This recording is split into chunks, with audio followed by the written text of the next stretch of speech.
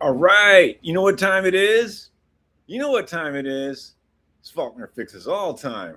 Okay, let's get cracking, man. I found some more problems with this complete bike, and I'll explain to you as I get cracking. Okay, we got to take this back wheel off. We have issues. There are some major issues. English bikes have this issue. There's two issues. Somebody's been monkeying around with this, and they lost these parts here. These parts are missing that hold the hub in place so it doesn't loosen or tighten up. And this part, we're not going to replace this part, but we have to tighten it. English bikes, well, they have a lot to be desired about how the back fender is mounted on. You notice there's only one stay back here, and this was supposed to do everything else. And then this other thing where the fender goes to the frame, it's just a little hook clip. There's no bolt or anything. You know, Raleigh was pulling a fast one. Anyway, we gotta take the back wheel off. We gotta make sure that's right. We're gonna change the gear on that. We're gonna recrimp this, unscrew this little indicator chain, little gear shifter chain, and we're gonna put it on our little. Oh, it's too gooey to put on the bench. We'll put it in this. We'll put it in this box right here, and then we'll put it on the thing over here. Yeah. Okay. The brakes are spread enough that the wheel will come off. I'm using a 15 millimeter. A lot of bolts and nuts on this bike are Whitworth.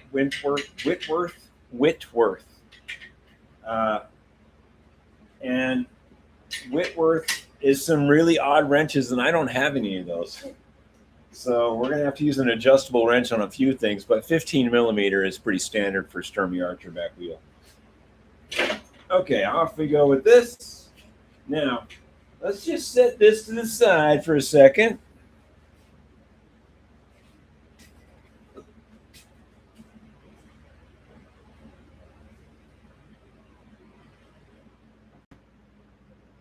And the first thing we're going to do, we got to recrimp this little devil here. I'll show you what we're going to recrimp. I already did show you, but if you're just tuning in, we're going to recrimp this real quick. This is not on the bike, obviously. And I'm sure this is English, but we have to reach in there and crunch these really hard with a pair of needle nose or something. As you can see, the back fender is it's moving a bit too much for my liking. And I can see these aren't quite crunched in enough. So let's get a pair of needle nose. And we're going to crunch them. That's what we do. We like to crunch things.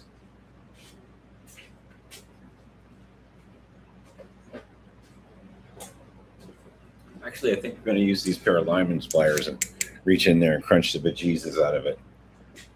Oh, hey, there's people here. Wow, there's a lot of people here. Hey, we're working. Obviously, this bike is the one that people voted on. Now, don't go hog wild here. Just give it a little crunch. There we go.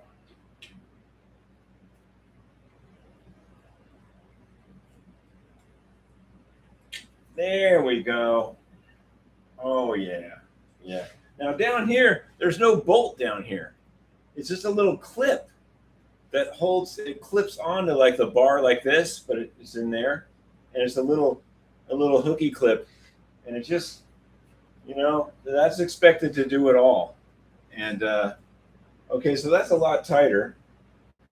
And we're going to address this right now, too, because I don't like that at all.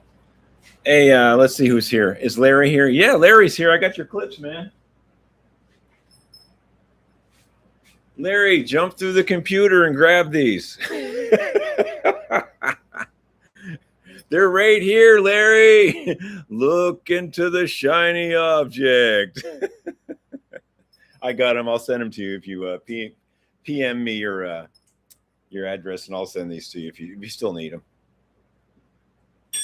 All right, so let's take this reflector off. I have a grand plan here. It's going to be good. Now look at that. It was loose. Womp, womp. This reflector is made in England, I believe. No, it's a Stimsonite. I can't tell where that's made, but it's a Stimsonite, and this is the size for Schwinn. And we're taking this off. I know, we're taking it off.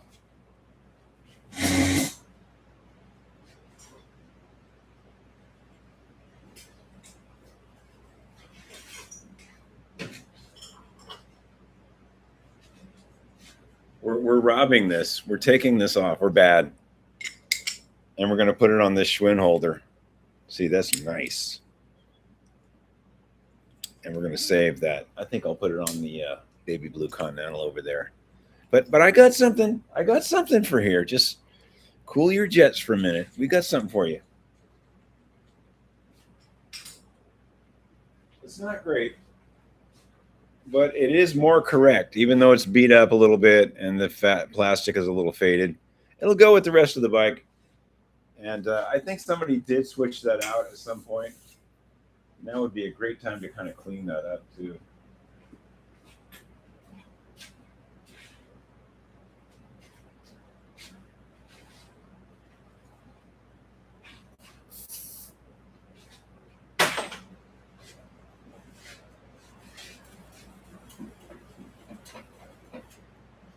Yeah, English bikes, like they expect that reflector to hold everything.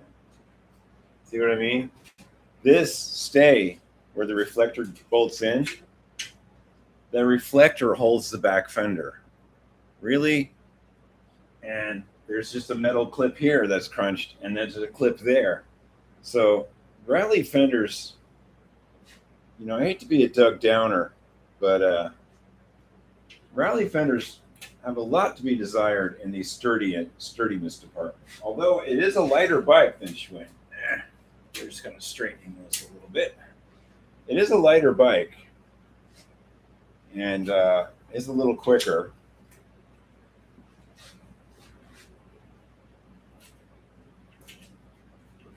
Oh wow! You know what? That bolt's not long enough to do that. Oh man, we're gonna have to put a different reflector on. Give me a second. Yeah, all that, and it's not long enough. Well, I'm still gonna cheat. I'm still going to cheat. I need that reflector bad for Schwinn. So we're going to put this brand new incorrect fender on, reflector on. It does have a longer stud. And we are still going to cheat. Sorry. That's the way it goes. It'd be great to have a little washer on that too.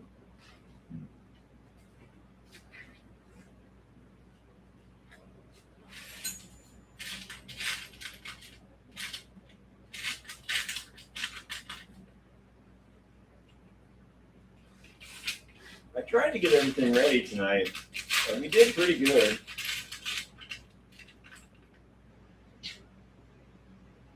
I tried to get things ready.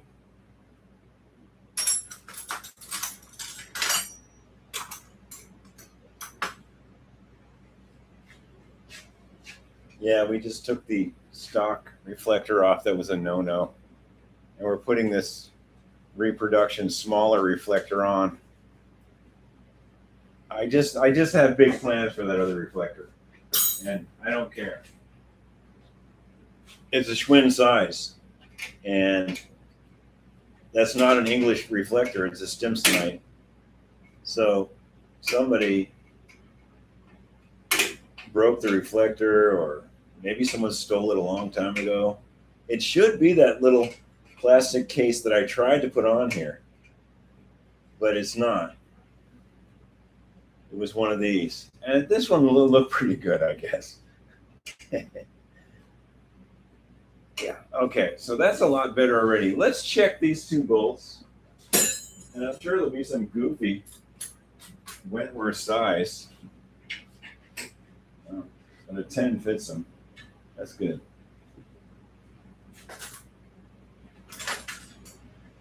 And you are going to love this seat I found.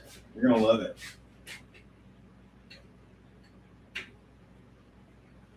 Okay, so all that just to get a fender tighter. Oh, that was way loose. Oh, it's the wrong bolt. What's going on there?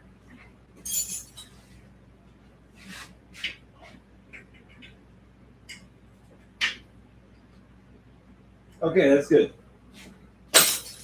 All right.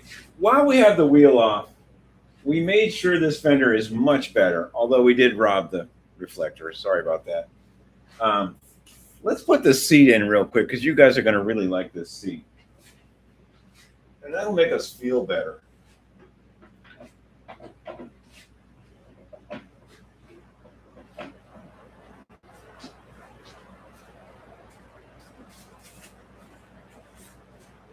Noodle. Okay, good.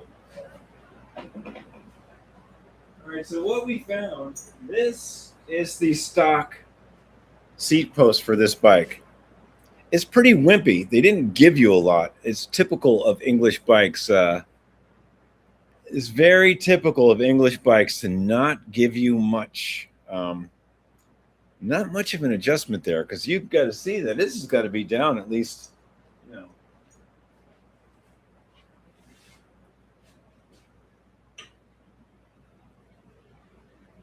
To not break the frame, that has to be down at least that much.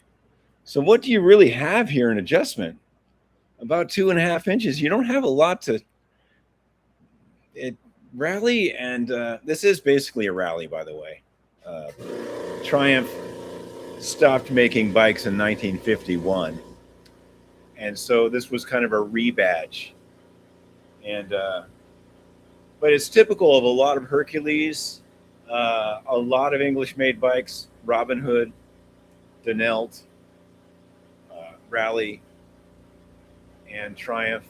A lot of English bikes, they only gave you a little bit. They were really stingy on the seat tube. They were pretty stingy, and the girls' bikes, especially, like where the front wheel is, it's really tight. Like if you just take a corner and you aren't thinking about it, the front wheel will hit your foot. So girls' bikes from England, the fork and frame aren't bent. They're just really tight and in, and you will hit your foot, especially if you have big feet like me.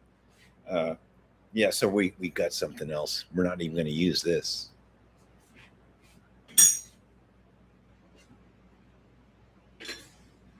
Well, I dug around in the pile and I found this non-Schwinn Messenger.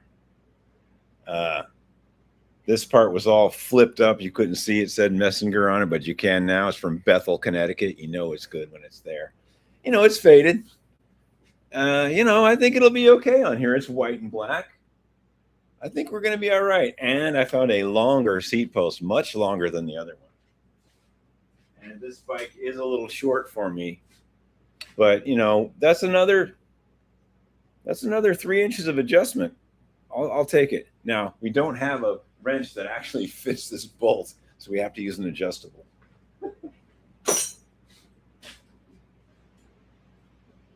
But we are not going to slide it in there dry. Oh, no, we're going to put some grease down in here. Grease is your friend. I'm like the John Travolta of bikes. Grease is your friend. Okay, we now have a seat post that has some fair adjustment on it that we didn't have before. But the problem is this is Whitworth threads, and I don't have a wrench. 13's not going to fit it. No, 13 doesn't fit it. Let me try a 14. Let me try a 14 wrench.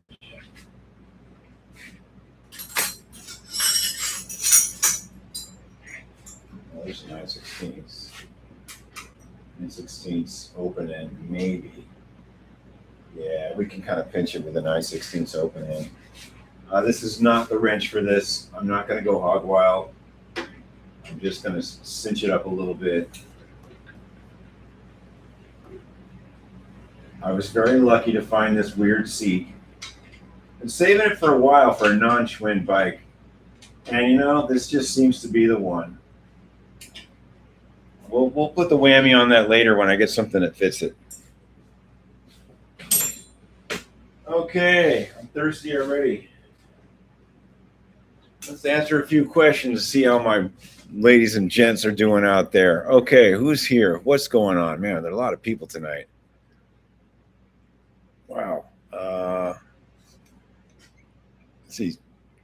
Yeah, there was a huge thunderstorm. I didn't know if I was going to start on time, but it's still kind of coming. I think it's passed to the north of the mountains, though. The mountains protect us here most of the time, but not during Hurricane Helene. Didn't quite happen. Okay, Sting AZ, how you doing, Sting? Hope you're feeling better. Larry Brightwell, yeah, I just dangled those clips you need. Christopher Stapleton, hello from hot Ocala. God, it must be at least 98 degrees down there now. Blatant localism, Humboldt County, California, reporting for duty. Okay, Humboldt in the house. I just talked to my mom in Mendocino, and she's doing good up there, living in her Airstream camper with a 16 by 16 shack bolted to it. Yeah, she's definitely off the grid up there. Steve Malone, hi from Casa Grande. All right, Arizona's in the house. Eric Dean, Bullhead City, Arizona, checking in. All right, man, we got a full house tonight. Wow. Larry Brightwell, thanks, man. Yeah, if you PM me your address, I'll direct message me. I'll send them to you. I mean, I don't need them. Sting AZ, hello from Arizona, home of our longest former Schwinn dealer, now a cyclery since 1912, just 1 month before Arizona became a state. Dang, that's where you got all those parts from. Man, you've been hoarding those parts. I've seen you hoarding those parts. You got like a cabinet full of Stingray stuff. Danielle, 3488. How long have you been fixing bikes? Successfully, it's a funny story about that. Successfully since I was 12. My mom's got a picture of me sitting on a painted beer keg underneath my porch. Actually, I lived under the porch. That was my room. And she sent me the picture, and I was like, oh, wow, I remember this day. I had purple bell bottoms on. I was working on somebody's bike. And she was like, oh, I thought that was your bike. I said, no, Mom, at 12, I was making money on bikes. But the first bike I ever worked on was a French 10-speed. And my mom actually had to pay the guy $10 because I ruined his bike. Hey, I was 10. I tried to fix it. All the nuts and bolts just crumbled in my hand. It was like this really, really old gray. I can't remember if it was a Jeton or something really old in French. And every bolt I touched just crumbled to dust. I mean, I didn't have vice grips. I had regular wrenches, and I was trying to raise the stem up a little bit so I could ride it. He loaned it to me. And on the condition I fix it a little bit. Yeah, he made out on that deal. I ruined that bike. And I tried to take a pedal off, and I can't remember what really was the clincher.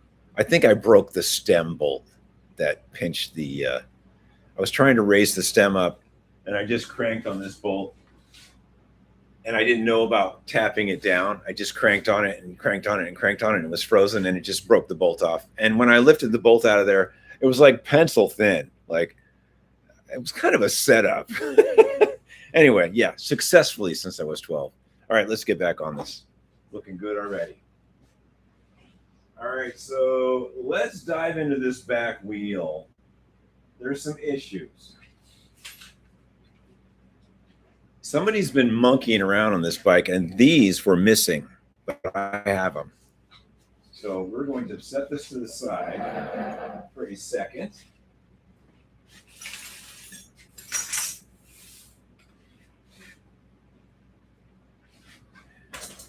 And I think while we've got this up here, it's pretty grody, you know. I think I'm going to wire brush around this and take this small gear off and put a bigger gear on for low gears. And when we have the dust cover off, we're going to carefully put a couple drops of FN1 oil in there. And then we're going to put the big gear on. So it's kind of a twofold thing. And then we'll put the right clips on because they're missing. Um, well, it looks like only one is missing. And this adjustment feels good. Okay, so let's get to that.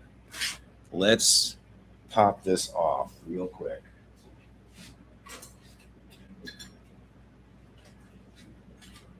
So what we're doing is we're going to take this small gear off, which is quite worn. Wow. And we're going to put this big gear on. I buy these by the caseload for Sturmey Archer. So we're going to do that. And while we have the dust cover off, we're going to carefully clean and then drip a few drops of oil right in there. And we'll have to lengthen the chain too, unfortunately. That's the way it goes.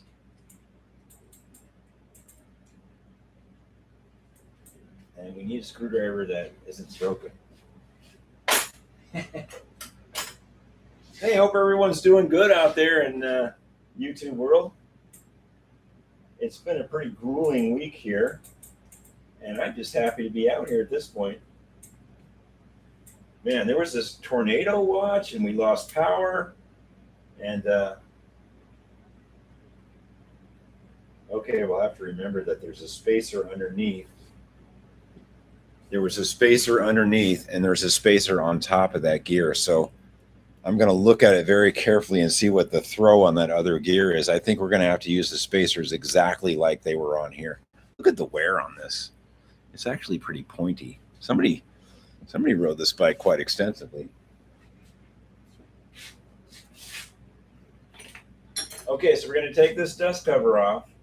Let's wire brush that up a little bit, knock some of that crap off there. Heck, we might even use some compression air on it.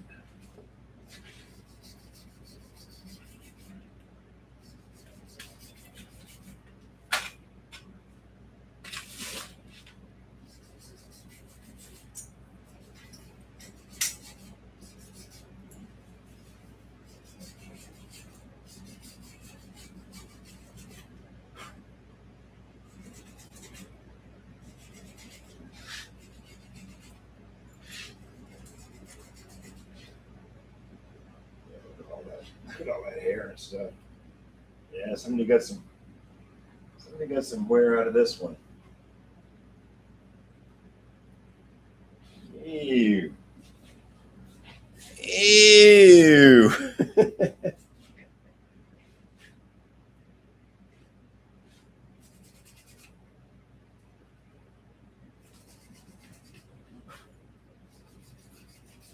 All right, what I'm going to do, I'm going to hit it with some compressed air with this bearing cover on. Then that stuff won't get in there.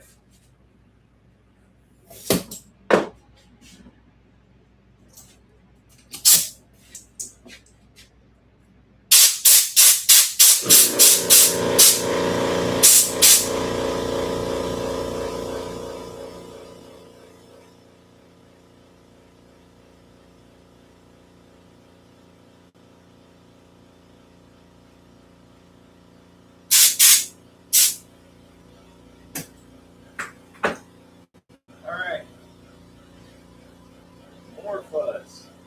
Disgusting. Good. All right, so we're going to take that cover off.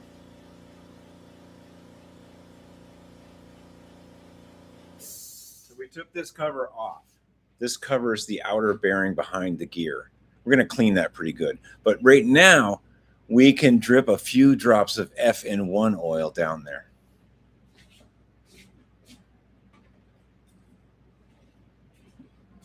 Yeah, get a few drops of FN1 oil and put it down in there. See, if you put it in the hub, that's great. A couple drops if the hub hasn't been working in a while. But right now, you're just really trying to get it where it goes. And 3-speeds aren't really made to have a lot of oil in there. I'm just worried about this one being gummy. And I want to kind of give it a head start. You're not supposed to put a lot in there. But we're just going to give it a head start into coasting better. You know, I mean, you're supposed to just put a few in. But we're just trying to give this a head start in its rebirth, you know. We want it to be a little happier than it is. So we got that bearing, and there's a bearing here as well. You're only supposed to put a few drops in the hub casing itself, but I'm kind of just, this extra oil will come out. And I just want this to coast a little bit better and free up some of that gunk. And it's already feeling a little better. All right, that's probably enough. It doesn't need a lot. We'll put some in the shell too. I'm sure there's some Sturmey Archer experts out there screaming into the screen, "You're supposed to tear it all down and clean everything." Yeah, I know, you are. But we are just going to go the quick and dirty route on this one. Now, we do want to clean this pretty good.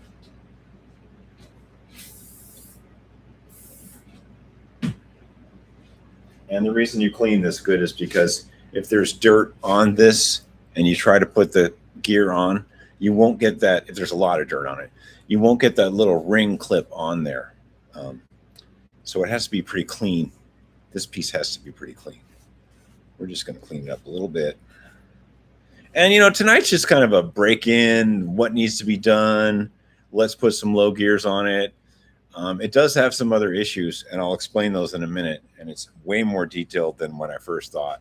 This bike needs a complete going over. I've seen some hammer marks on the wedge pins, and it's just things I know that it's just telltale signs that people have been there before and done the wrong thing. Not that I'm doing the right thing either. Okay, we're putting the bearing cover back on. It's nice and clean. It's not really clean inside there, though.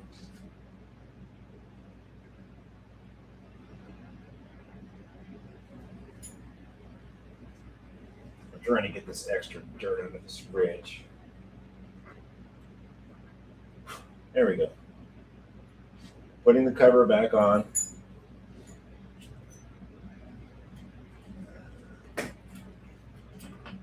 We're going to clean up these two rings. We're going to clean up these little spacer rings. You can't have a bunch of dirt on those either.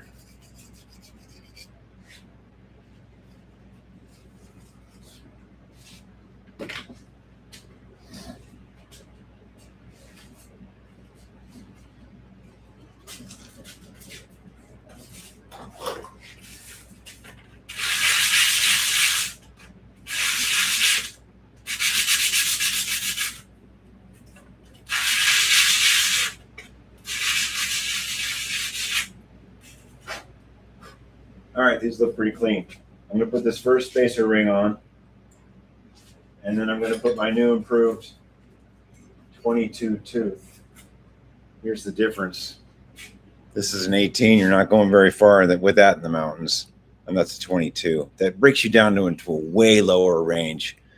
First gear is super low. Second gear is like first gear with this on. And then third gear is like second gear. So you're breaking the whole 3-speed thing down into another whole range. Now, if I was in the Bay Area riding this bike around in the flats, I'd probably leave this on. But this is really pointy anyway. That's really worn. Okay, we're popping this on.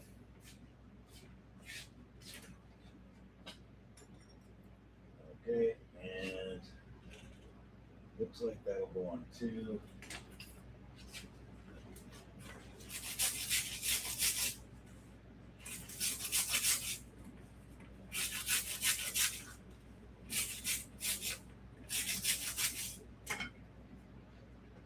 All right, that ring is nice and clean. Hopefully this new gear is the same width as this, and it'll go on. I hope it does. Here we go.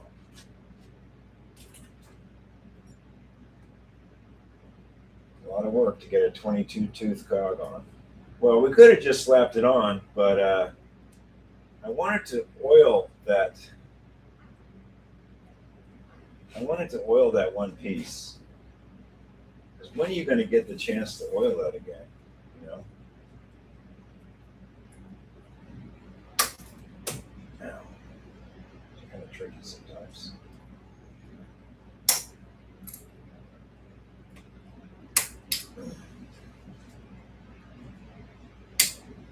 Okay, so one thing I like to do is to make sure this is past the 3 marks I'll show you in a minute. And I like to go around and kind of tap it. I'll show you. I'll show you what I'm talking about.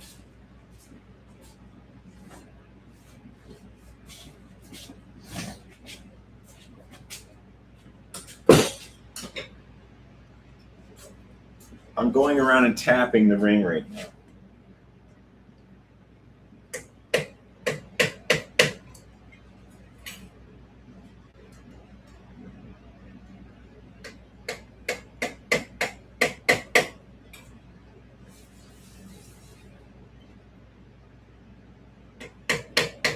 There we go. All right, so we got the retaining ring on, and the ring is on now.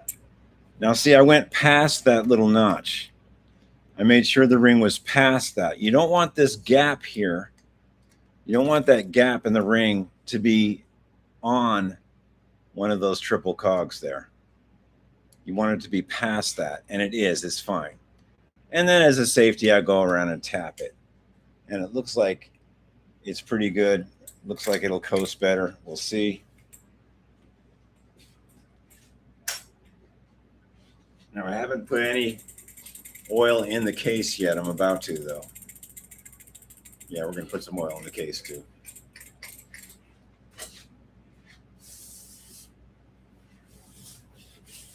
In the shell. In the shell, not the case. The shell. All right, let's see if we can get a few drops in there, eh?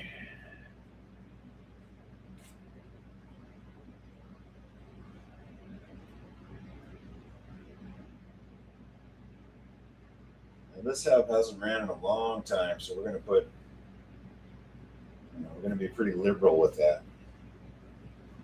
It'll come out. I think we're going to be doing okay on this.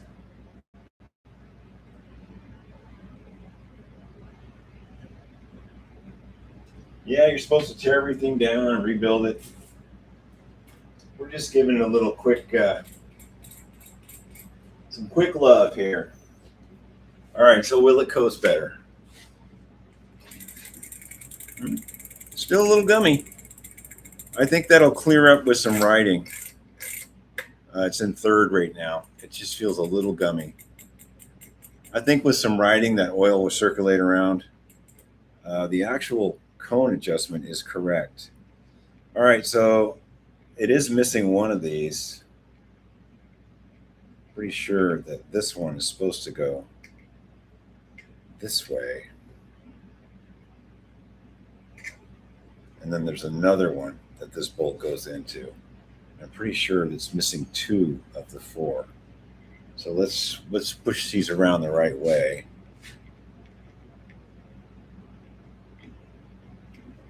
I'm pretty sure that it takes 4 on these. So we're going to try to put those on. Oh, don't drop it. We're going to try to put these to the inside. And then we'll put those other 2 that I found back on. Okay, so we're ready to slide this in.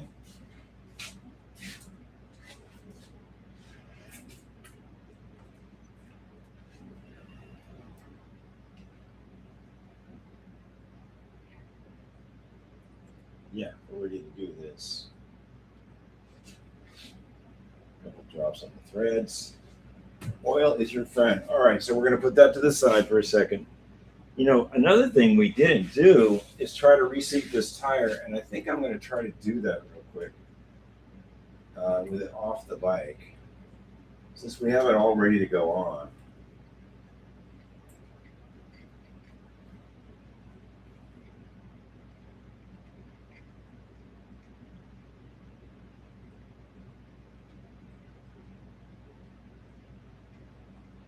All right, let's try to reseat this tire. I'm a little worried about this tire. It's pretty bad. I think we can reseat it. Let's see how it spins right now. Yeah, see that big wump right there? Right there. We need to spray some silicone in that and try to put about 100 pounds in this or something. Before we do that, let's check the rim liner. I don't want to go putting 100 pounds in here and the rim liner being bad. Just gotta work your way through this. Like this bike has a lot of problems. And we're just kind of checking them out. I'm pretty satisfied with the hub now. It's got some oil in it. The rim liner looks fine.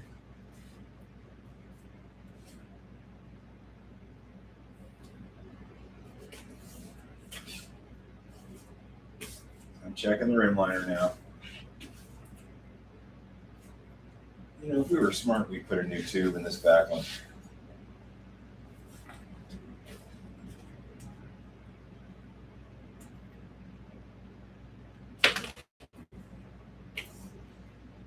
Oh, that's a tight one. I think we're going to put a new tube in this. The back one's harder to change than the front one. So I think we're going to put a new tube in this and go from there.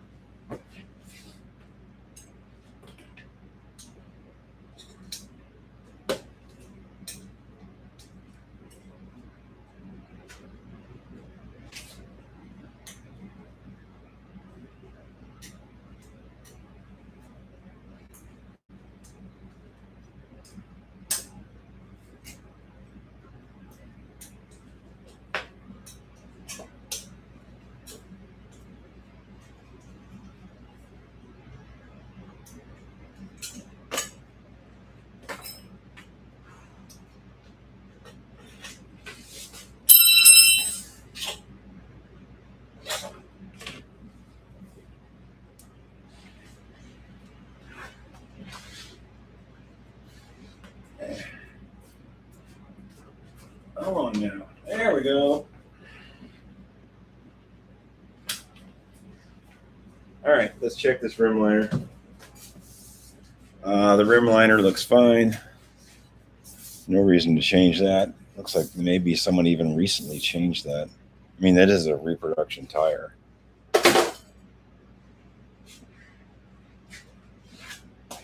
All right. Let's check for thorns and stuff. Funny thing about this tire, it still has some of the nubs on it right there. You see right here? But the sidewall is cracked. So someone put that on and never really rode the bike. Okay, you just bought a brand new back tire and you never rode your bike. Shame on you. All right, we're putting a new tube in. I know. It's a bit on the overkill, but the back is harder to change than the front. So let's put a new tube in the back.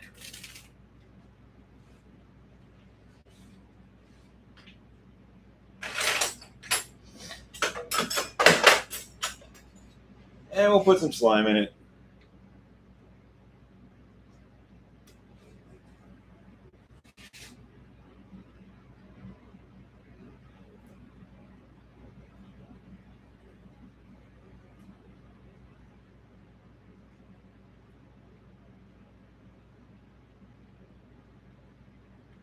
Taking the valve core out right now.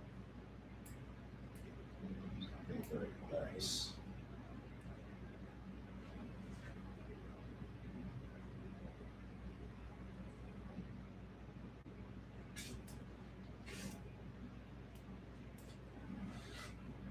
Okay, valve core's out.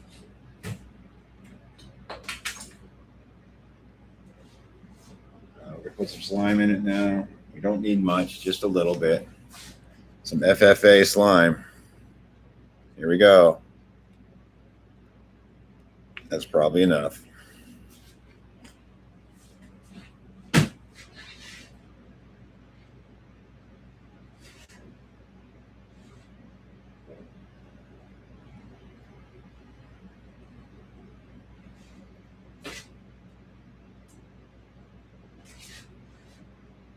All right, so we'll put a little bit of air in it so it takes its shape, and then we'll put it back in the... First, we're going to spray this tire on the sidewall with something. So maybe it'll seat. I'd like to get that big bump out of there. Okay, so we have slime in here. That's good.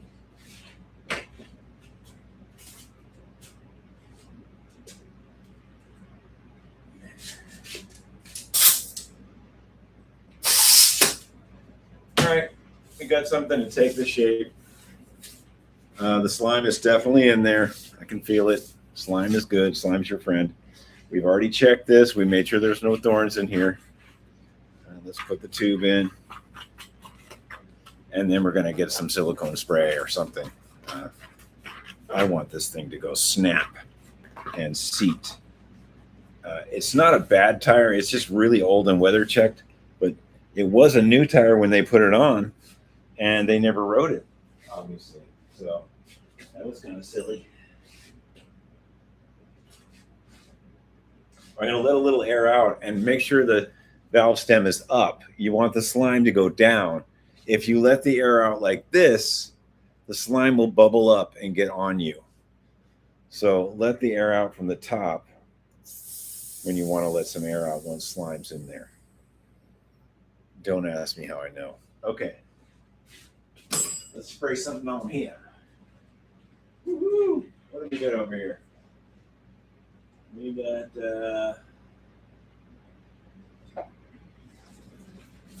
a little bit of silicone spray. Got to be quick. The silicone evaporates very quickly. All right, so we're going to give it a spritz, throw it on the rim, pump it up maybe 100 pounds until this thing goes snap, and it'll be perfect. You're going to love it. You're going to love it.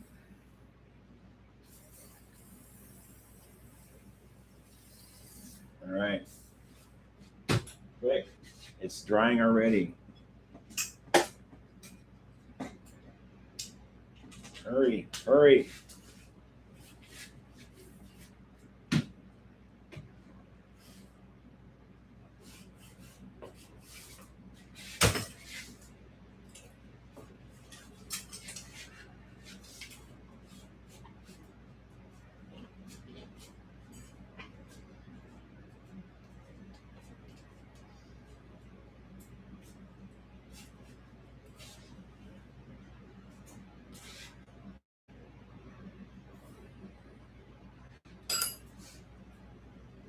All right, got it on by hand, which is good.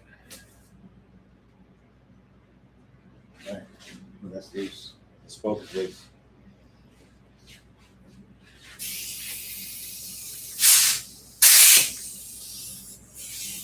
All right, there's a few pounds in there. We're going to bounce it around, and then we're going to put the bejeebies in it until it snaps or blows up.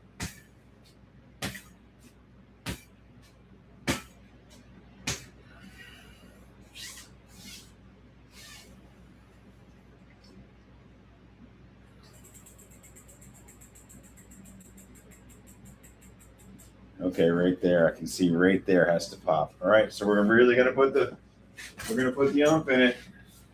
It should pop right here really hard. Here we go. Hope it doesn't blow up the tire. Oh, yeah, it came up. Didn't need much at all. I can see right here maybe. All right, let's give it a spin and see what's happening. Yeah, it's still got another spot right there. Okay, we're going to put some more in it. Maybe that'll pop up. We're trying to make this pop up now. All right. I did hear an audible snap on that one. Yeah, the rest is in the rim. That's not bad. Yeah, the rest of that is in the rim. The tire's seated.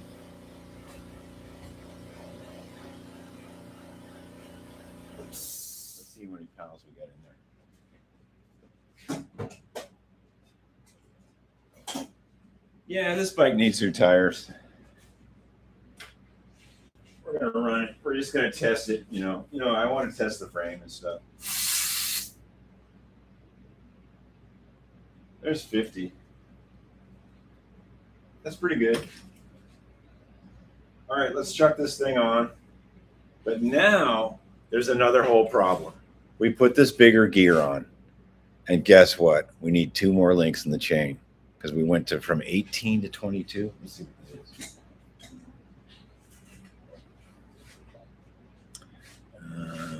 1, 2, 3, 4, 5, 6, 7, 8, 9, 10, 11, 12, 13, 14, 15, 16, 17, 18. Yeah, we're going to need 2 more links in the chain.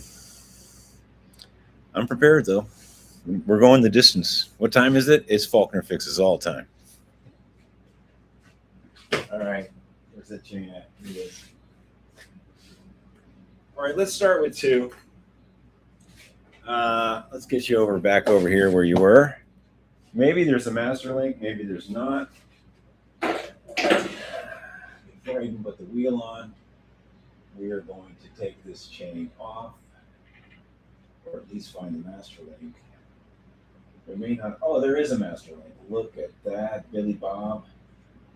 And it's even on the right way. All right, let's pop that off.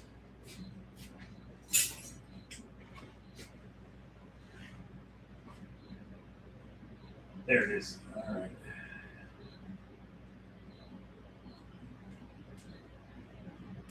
Ooh, that's gummy. Gooey, gummy. Gooey and gummy. Wow, that's wonderful. Bike is seen some wear, I'll tell you. Somebody has ridden this thing. Somebody got some use out of it. All right, let's just take this chain off for now.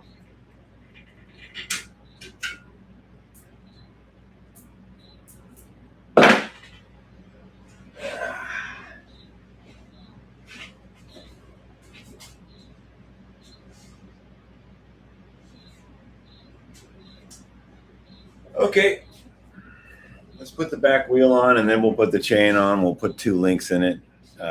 Yeah. Let's go from there. Oh, who else is here? All right. Cooling Finn. Okay. Cooling Finn. He's a well-respected man about town, riding his 3 speeds so conservatively. Apologies to the Kinks. Is that an actual Kinks? Is that an actual Kinks lyric? Wow. I'll have to look that one up. Yeah, I don't know about well respected, but I have driven a lot of 3 speeds, usually out in the brush where you're not supposed to be out there. All right, let's put this wheel on. We'll kick it into the middle, and then we'll maybe add 2 links on the chain and deal with life. And this is a 15 millimeter. That's easy.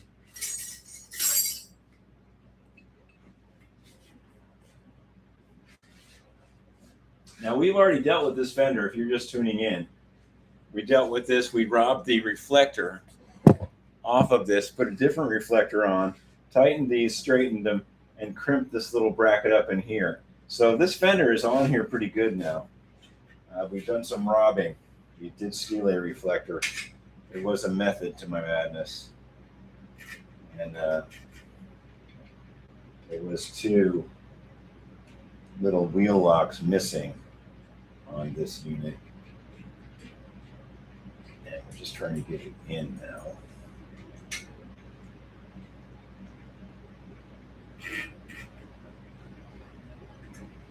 And I can't do it holding this. Here, you guys hold that for a minute.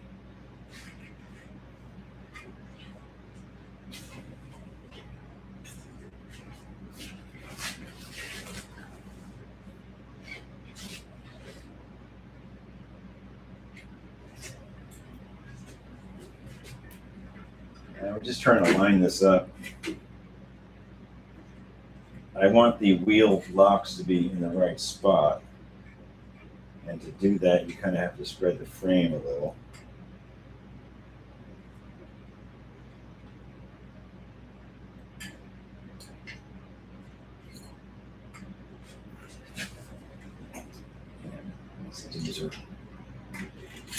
There you go. There you go.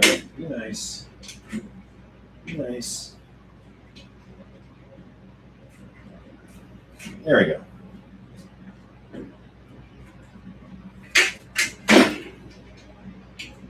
All right, so we have the wheel locks where they're supposed to go.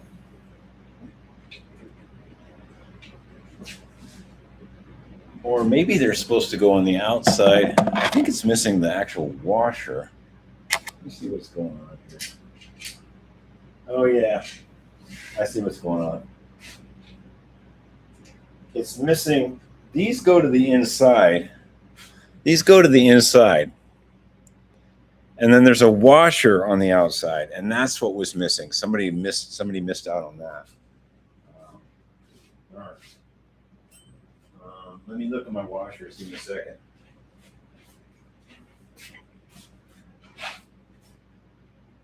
I got some on here.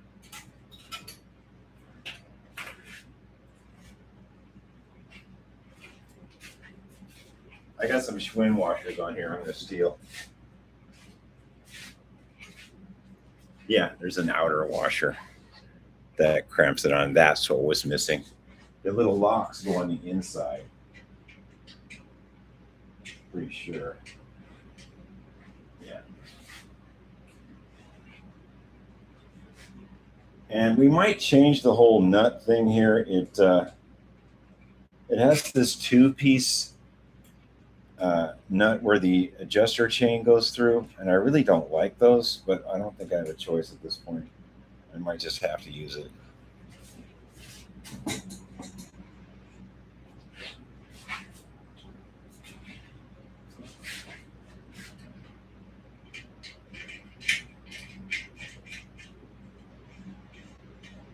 Yeah, I don't really like those.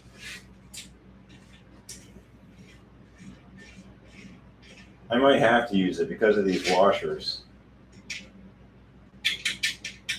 I really want to use these big washers that kick it in, that notch it into the frame. And to do that, I can't use the two-piece. I'll show you in just a second. So I'm gonna have to find a one piece. You'll see, I'll show you in a minute. Okay.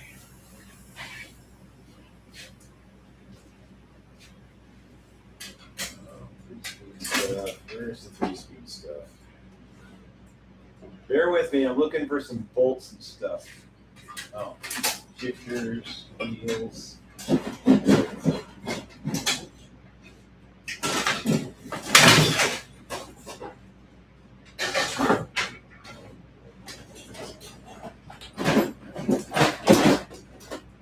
Okay, I think I found it.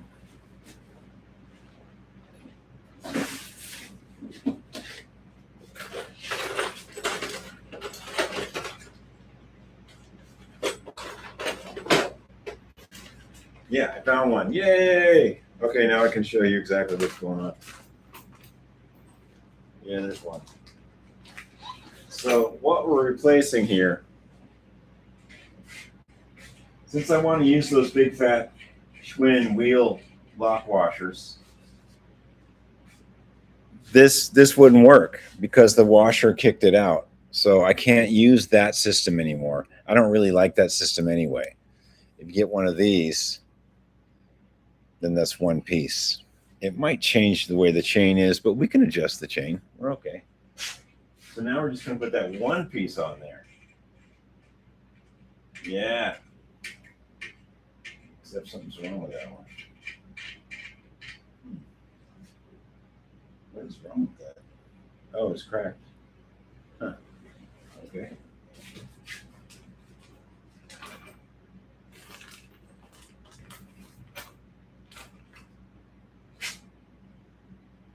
That was cracked.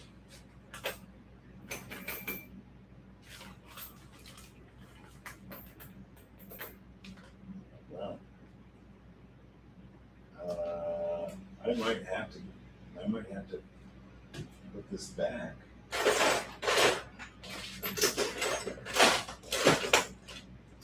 Well, it doesn't look like I can use the piece I want. I think this one's cracked as well.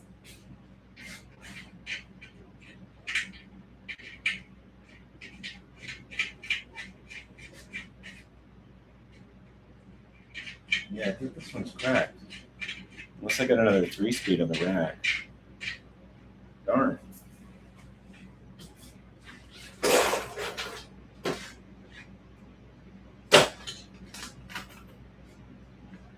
there's another one.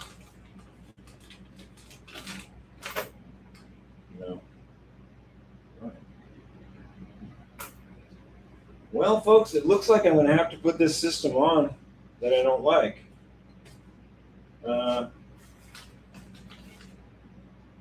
This one does not work. I don't know why.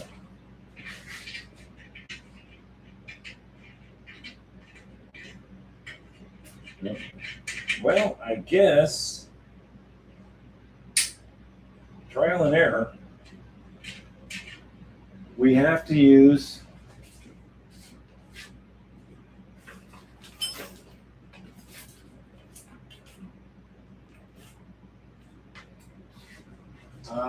we're going to have to take this back out and switch one of these around.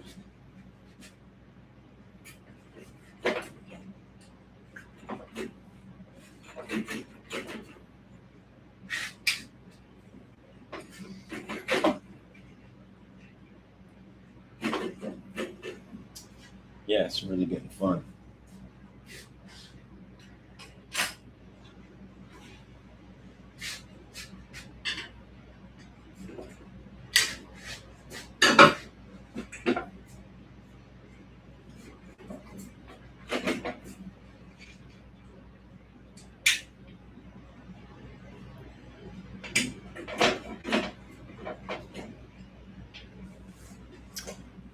Where's that?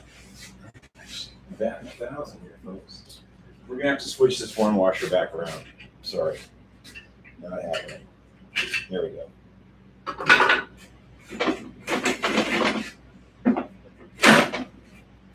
Yeah, we're gonna have to take this one out and put this back in the way we want it.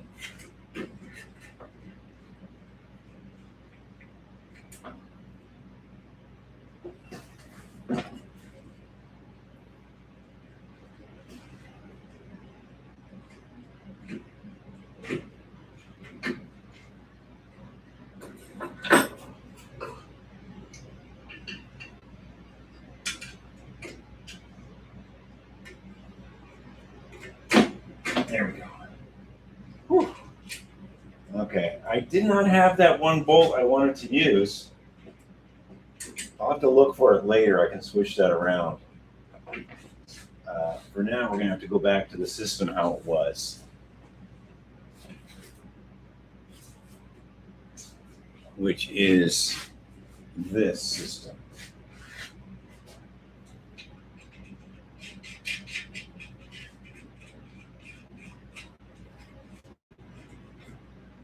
All right, and we'll put that little other one on.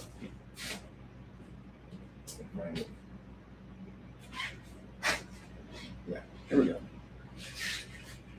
All right. Boy, that was rough. Okay. Let's kick this wheel where we want it, and then we'll put the chain on it. We'll put 2 links on there. And we think we want this right in the middle. So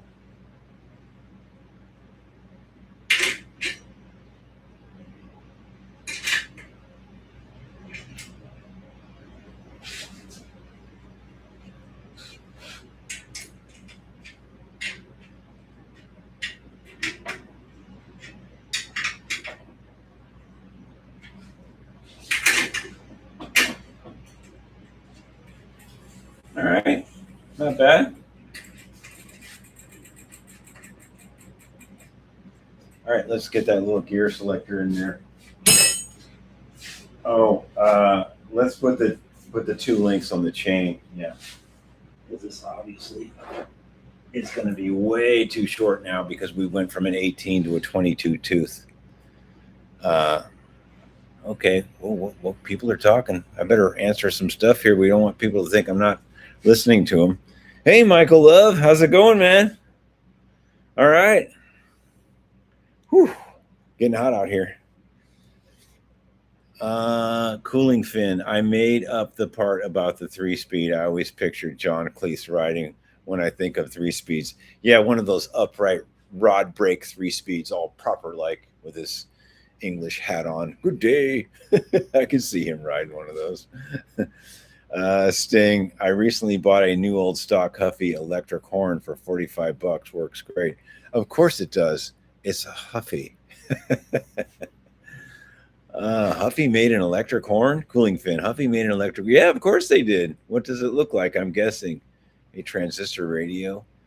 No, Huffy made some little weird radios too. But they made horns. Yeah, Huffy was. They were on it. They made speedometers. You know. No, it's like a Schwinn electric horn that mounts to the handlebar by the stem. Pretty small. Sounds nice. Probably like eh. The Huffy horn is a small accessory like other brands that made the same. I have some Sears Bullet Light 70s ones as a combo with horn built into the back of the light housing. Yeah, Huffy was trying to come up too. Everybody had their little accessories. This chain is grubby, but it's in great shape. So we're going to add 2 links to this. We're just going to add 2 links and go for it. Because that's how we roll. So let's put this together. This is the new chain I'm putting on here. It's way too long. So we're just going to pop that in and then cut it off at 2 link mark and see how we do. We're just guessing at this point. I'm just saying, hey, 22 tooth is not an 18 tooth. So let's figure it out, you know.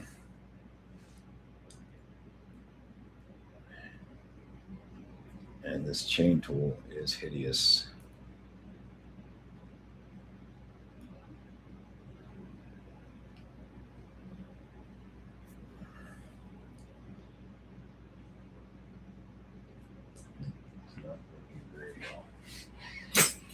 Oh, I hate that new chain tool I have. I have to buy a new one.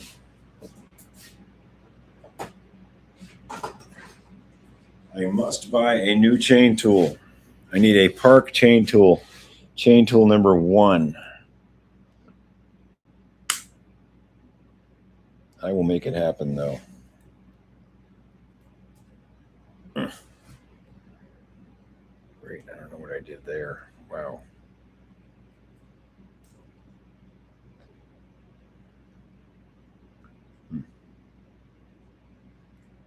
I don't know if this chain is compatible with that. Seems like it ought to be. Where am I going here?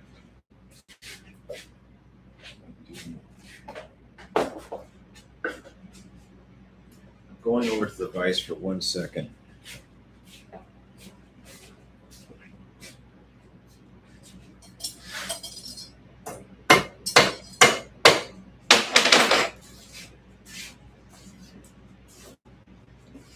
Yeah, I don't think this chain is compatible. Yeah, something's going on. This is not acceptable.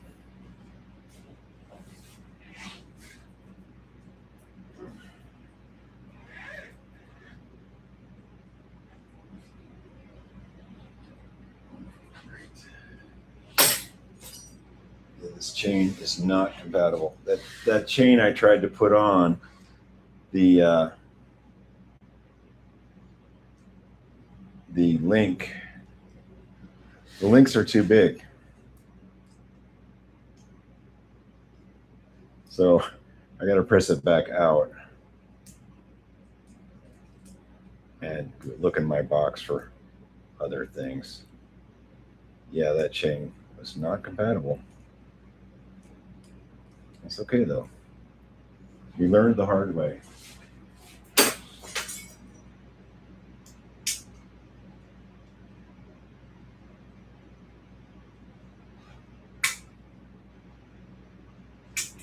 Yeah, the link was too tight. All right, let's try this one. Oh, good. Okay. That link was way too tight, and this link's okay.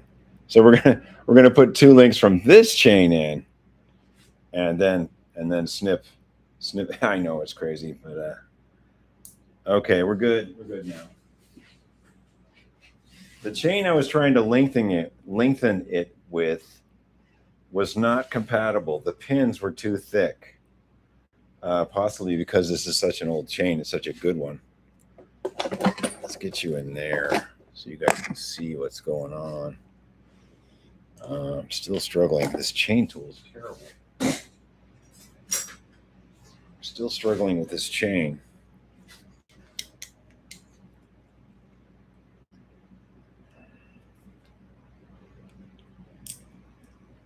There we go. That's something anyway. Okay, we're still struggling. I see the light on the tunnel, though. I can see the light. We're getting it.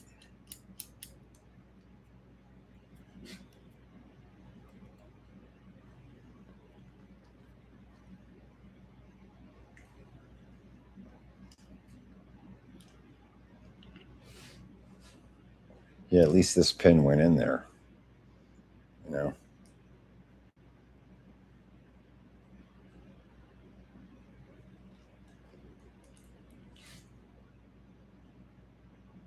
All right, that's kind of a good one. All right, so now we have the two links here. We're going to drive this pin out, and then we'll put it on the bike. After all that, just to get two links. I know, it's a rough one, man.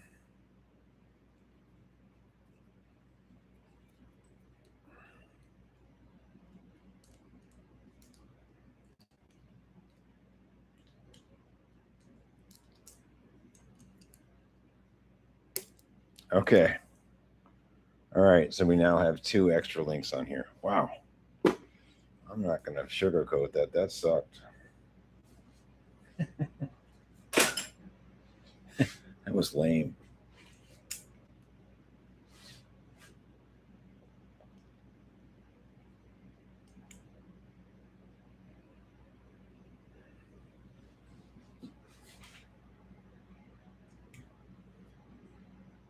Okay, we have lengthened it by two links. Wow, that was a hard one. That's why they call it work. Oh, there's a stiff link here. Let's oil that up right now.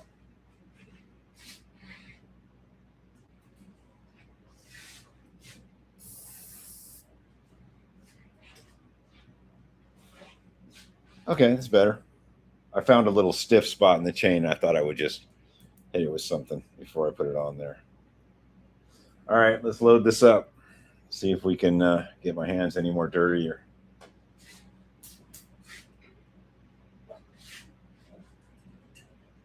Load it up.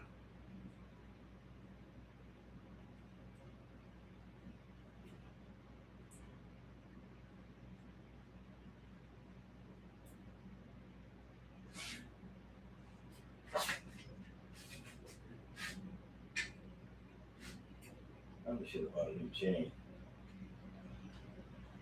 We're getting there. A lot easier with the wheel off, but no, somebody had to take the wheel off and modify it. Put some bigger gears on it. No, but no. Somebody had to modify it.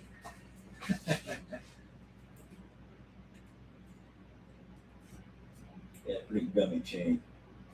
Oh yeah, I think we're gonna be all right. Yep. Okay.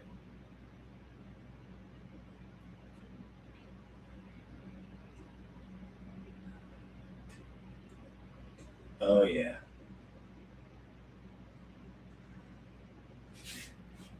Now this goes with the direction of the chain.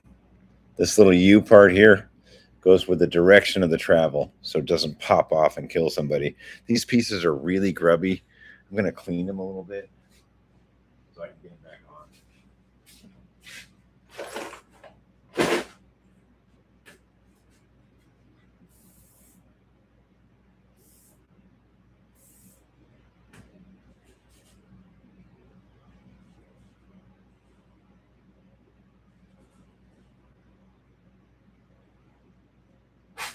All right, let's pop this on. You guys still here?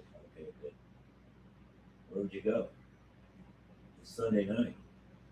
It's the night. Okay, so you're pedaling it this way, and you want the clip.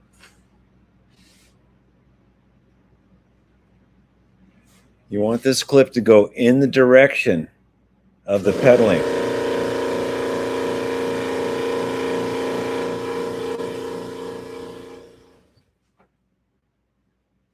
reason is if the chain ever pops against something, you don't want it to pop against the back side of that. If the chain pops against something and it pops against the back side of this, it'll come off. And people have actually died on motorcycles, and they've been injured on bikes and maybe even died. Anyway, so you want this to go in the direction. The chain is traveling that way when you're pedaling. You want that edge there to be going in the direction. It's important.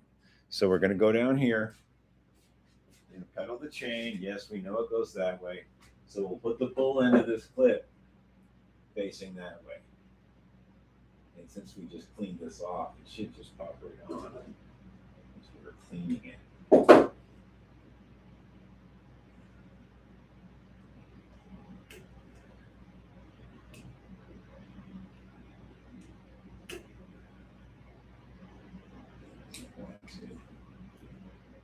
It will.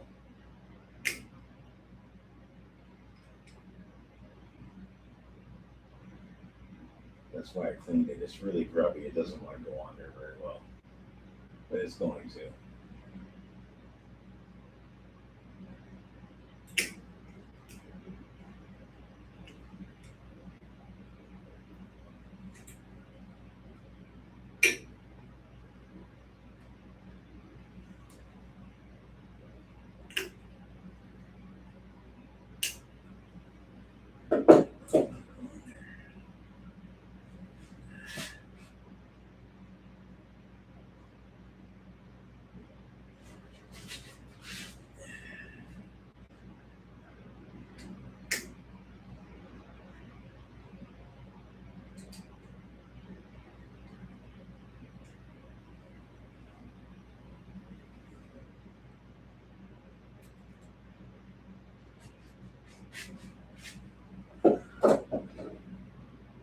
What's going on?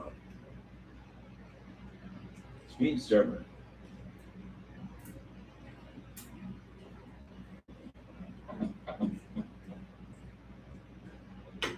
There we go. It's on.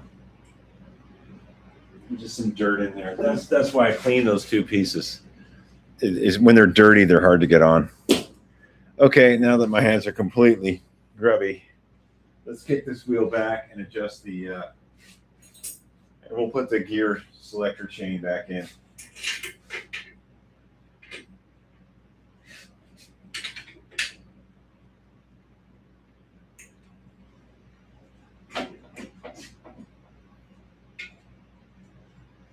Yeah, see, we did pretty good. We added two teeth, actually four, right? 19, 20, 21, 22. 2 links and 4 teeth. So we brought this into a nice low range, something that can be kind of used in the off-road a little bit, you know, if you're careful. I'm not suggesting you go and off-road your 1967 Triumph 3-speed. Okay, so this is another reason I don't like this 2-piece technique. The wheel's all in there, and then there's this second piece going on there before the indicator pull chain goes in. This can get loose, and that's why I don't like those either. I just don't have a really good 1-piece one right now. So in we go. And we're going to tighten it a little. Okay, where's that little chain at? Yeah, this is quite gummy.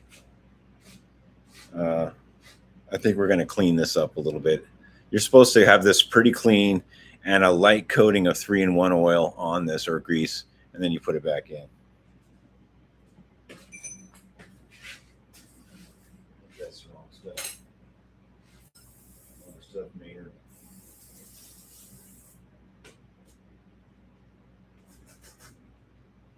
Okay, we worked about 9 hours to get a 22 tooth gear on a 3-speed. We're doing good. All right, let's put this gear in. The chain itself looks pretty good. It's worn, but none of the links. You can see It's really worn on this side. If you look closely on this side of the chain here, it's worn pretty bad, but it's not, nothing's broken yet. That's good. All right, here we go. Let's put a light coating of F&1 oil on there. You know, make sure you get the right stuff. Get the F&1. We're going to put some on there and put a little on this chain. Hey, dealing with bikes is messy. That's just the way it is.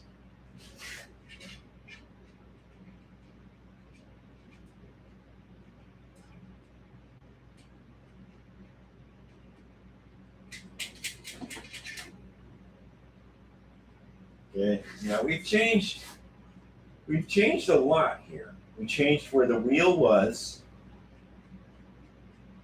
Yeah, and the wheel is much farther back now. So we need to adjust this cable more.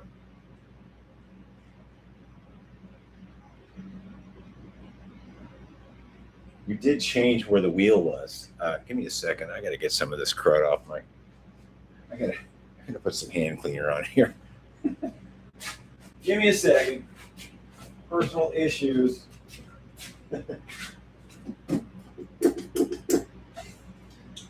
Oh, that's better. Oh, okay. Had some issues. Yeah, we changed where the wheel was. So the cable connector piece right here had to go back because we put a 22 tooth on it. And to put the 22 tooth on it, we had to put 2 links in the chain because there was 4 more gears on the cog. So the wheel went back that way, but we didn't go too far to mess with the rub on the tire or anything. We're okay. All right, so let's see if it shifts still. I think we're okay though.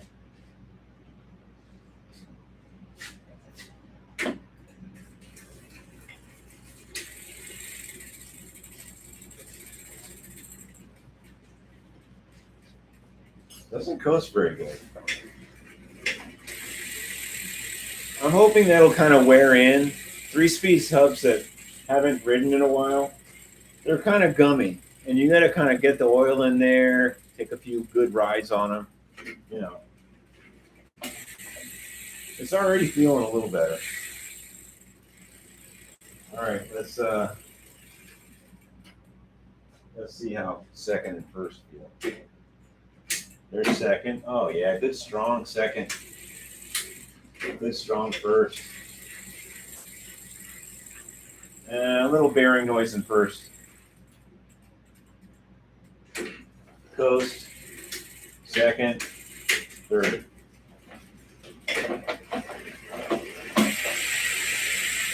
Yeah, these tires are terrible. But just for a test on the frame and fork, we can ride it around a little bit.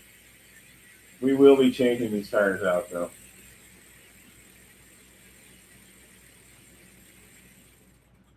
All right, the drivetrain, in my opinion, the drivetrain is okay. We're okay with that. Let's put the front brake on it or the rear brake. Probably the rear brake because the front has its own set of issues. So let's get you closer so you can see what I'm doing.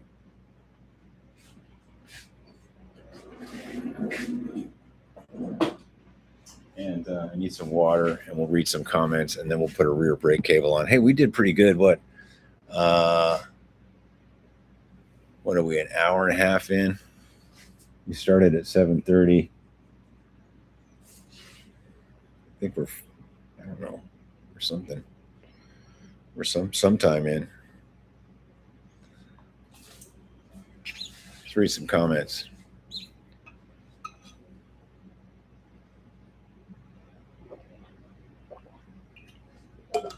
All right.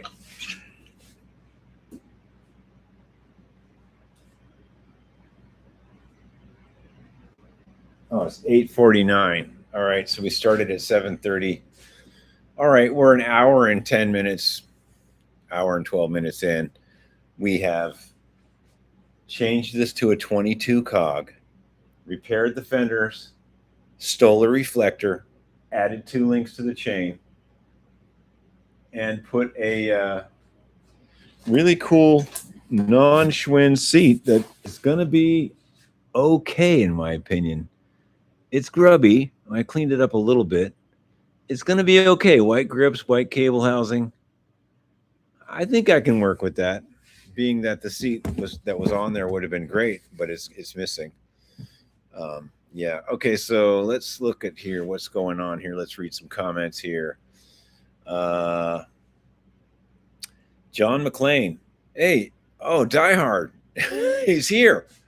John McLean. I have an '86 Schwinn Paramount painted with genuine Ferrari paint. I bought it brand new and still have it and ride it. Man, that's a nice bike. That is a nice bike. Probably has the Super Sport bars that say Super Sport. Maybe that wasn't on the Paramount. Yeah, it's a nice bike. Keep a hold of that one. Cooling fan, mural bicycle mechanic. But no, yeah, John Belushi. But no, you had to put a 22 tooth on it. Yeah, that took a long time to make that work with the 22 tooth. Let's see, L3VL. I have the Schwinn in my backyard. I think everyone should have a Schwinn in their backyard, at least one. Eric Dean, how many bikes do you own? Let's see here. Complete bikes or projects or frames? Complete bikes, maybe 100. Projects and frames, another 20. There's 2 at my mom's house, and there's 1 at my dad's house in Cali. So there's 3 more. It's a sickness. You'll get there. Don't worry. If you're just feeling like you're the Duke or a Jack, don't worry. You'll be the king soon. Just keep amassing the Schwinns. My problem is if there's a Schwinn that's in good shape, I'll get it and I'll fix it and I'll take one out of my collection that's similar and I'll either donate it or sell it. But the collection is hovering around 90 to 100 Schwinns at most times. So there's a lot going on. And there's some frames up here, but those are for parts. Okay, all of them, yeah. We are only caretakers and curators. Who owns who? Yes, some call it being slaves to our inventions. Well, some of these bikes were from the scrapyard. Like if you look at the back videos with this one, this one didn't come from the scrapyard, but I went to the scrapyard to make money to buy this one. So, but where this was, it was pretty much just kind of stored incorrectly and would have been no time at all before someone started taking more parts off of it. And just the seat was gone at that point. So it was getting to be a rough life for this Triumph. Eric Dahlquist, did you see my first comment? Let's see. Where were you?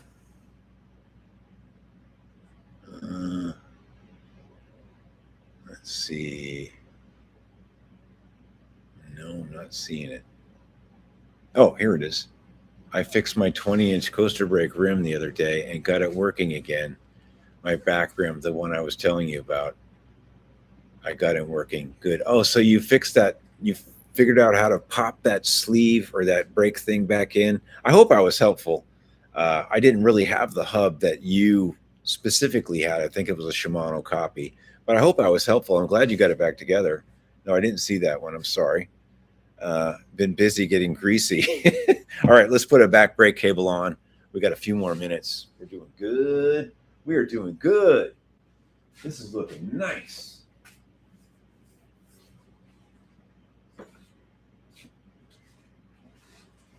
Let's quickly throw some of this 3-speed junk back in the 3-speed box. I'm just trying to get this junk back in here. Okay. Here's a Sturmy Archer, a set of twist grip Sturmy Archer with the blue. These are just Hunt Wilds. You could put any grip you want on here. But this is a Sturmey Archer twist grip. It wasn't very popular, but anyway, it goes on the right bar, and there's a little ball bearing in there, and that's how you shift your 3-speed. It won't work on Shimano. It's Sturmey Archer only. The throw is only for Sturmey Archer hubs. It's kind of cool. I haven't really thought about putting it on a bike. This could be the one.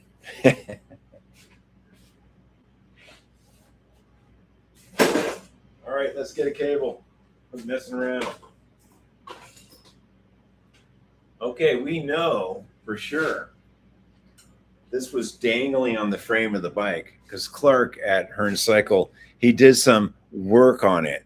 I don't know what he did besides rip out the rusted cables and put the tubes in wrong.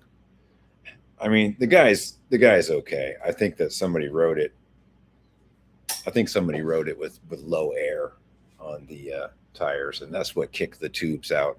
That's why I replaced this tube, because I was worried about it being cut. So yeah, that's not going to work. Obviously, we're not going to use that. But this came with the bike, and it is the correct length to do all that. So let's just cut a piece of white cable that's exactly this long, right? There's no guessing there. We got it going on. You know we got it going on because we do. What time is it? It's Faulkner Fixes All time. That's what time it is.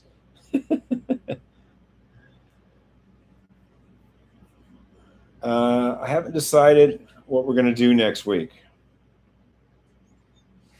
Heaven forbid take the live feed off, but I like coming out here and doing the live feeds. It's fun.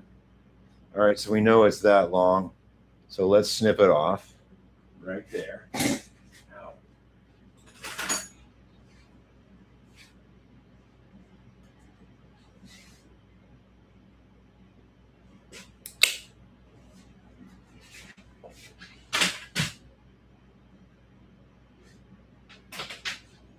All right, so we know this is right. Now, I pre-oiled these earlier today, these little adjusters. They're nice. They're real nice.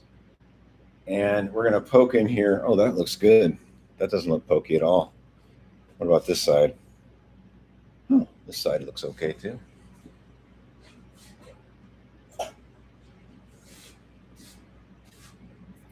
Yeah, we'll just poke in here anyway, make sure it's happy. Little happy doers everywhere. All right, that is good. Nice, good white cable. Now, the problem is on these bikes, they don't use these. They do not use these. It's not an alloy lever. They use these. And good luck finding some of those. I might even have to use a mismatch pair.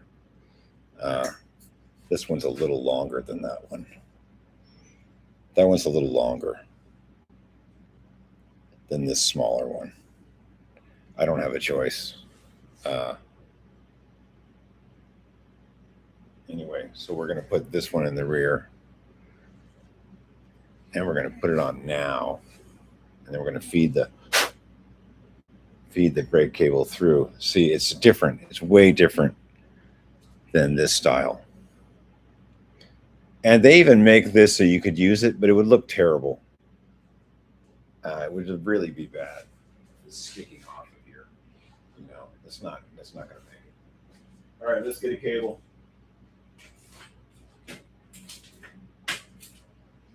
And we'll feed it through with some grease, and we'll feed it through that, and then we'll put the clamps on it. Yeah. So we know this goes that way. Slide that down. All right, let's get some grease on this baby.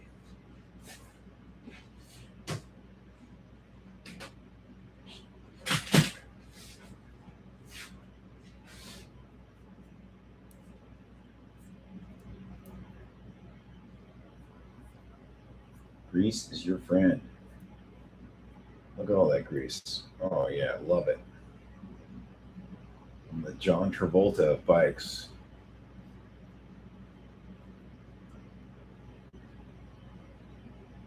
Okay, that is good.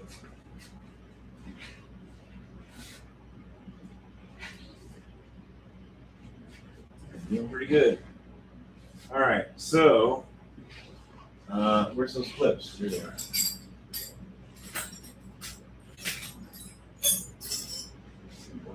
Shit.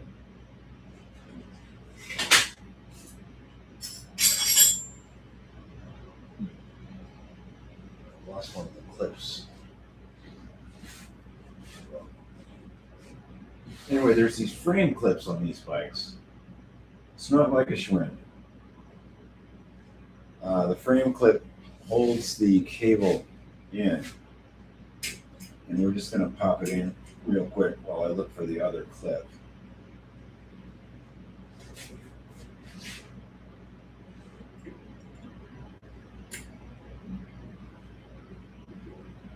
Yeah, we gotta find the other clip.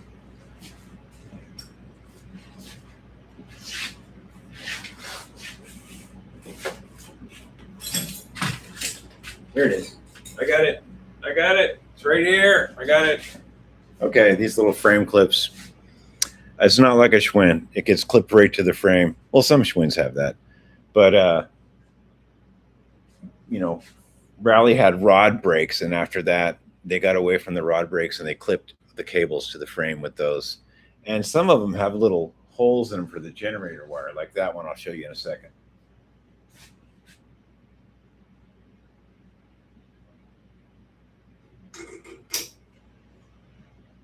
I don't really like these because they scratch the frame, and maybe that should be the other way.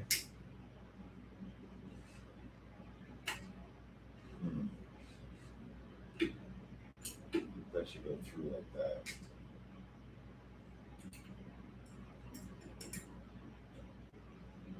Yeah, let's go through like that. Oh, you know another thing, I could have used the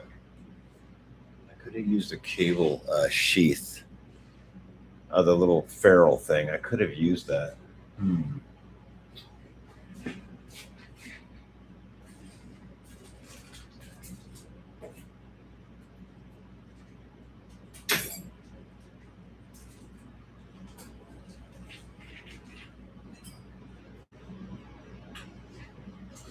Could have used one of these. I can use it there. Wow, I hate to pull this all the way out again, but I think I want to use this little. I think I do want to use that on the end of the cable sheath. I hate to pull it out again, but I'm going to.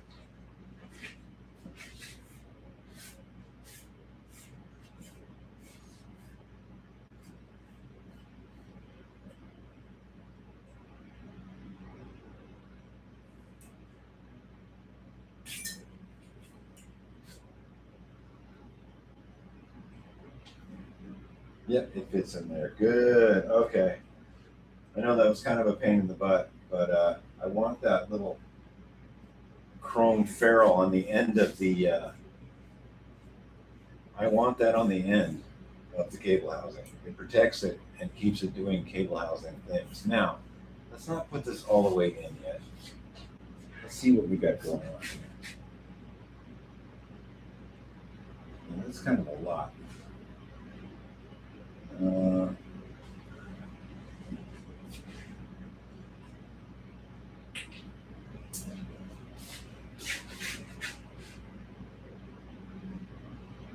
Okay, we've got that end on there. Now we're going to feed it through, and hopefully it won't knock that off. It didn't.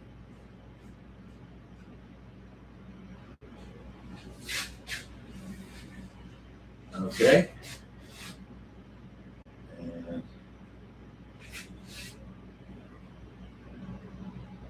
there we go. I'll get you down here with the computer in a second so you can see it. It's looking pretty good.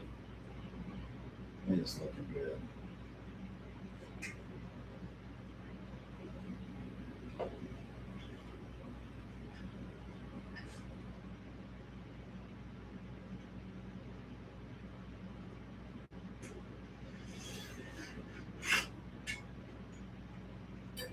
All right.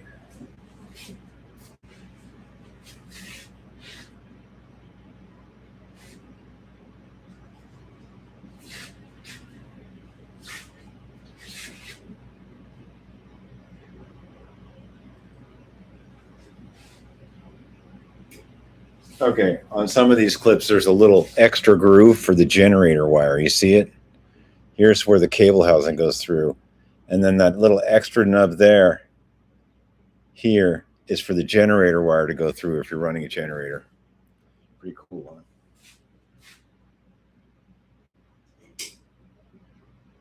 I think we're going to run a generator on this bike. All right, let's snip that off.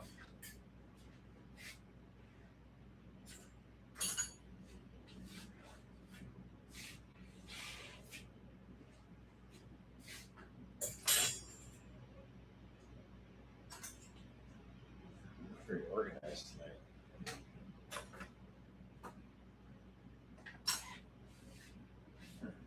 Here they are. Whew. Cheese almost slid off my cracker. All right.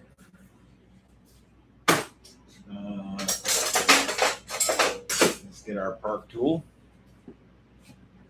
Now this rim hasn't been trued yet. I'm not going to set it super tight. I'm going to test it a little. Yeah. Okay, we're gonna put this adjuster about halfway. I'm not going to set this super tight. This rim is not trued yet. And we'll pull it down and tighten it. And it's probably some weird Wentworth thread weirdness, but I'm just hoping it's 8mm. And it is not. It's 11/32, which I don't know what 11/32 is in Whitworth, but figure it out. Let me know in the comments what 11/32 Whitworth is. It's number 4, Whitworth.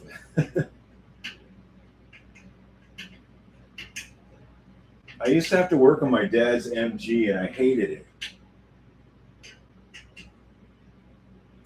He had like 4 wrenches that he had that were Whitworth.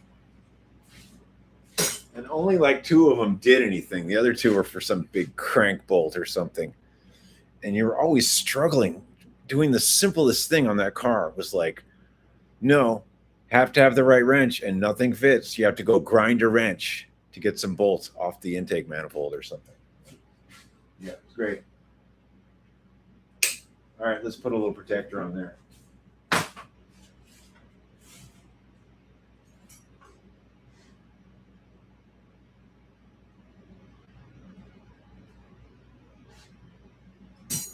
We're not using the aluminum protectors. We're using a little black piece of lamp wire because it's black. Yeah, that's right. We do things different like here, son. Real proper like.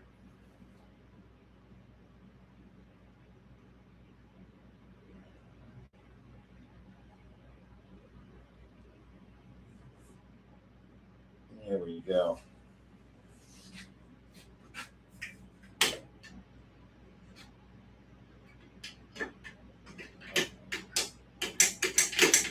That's a new one. It's wedged on there. Wow.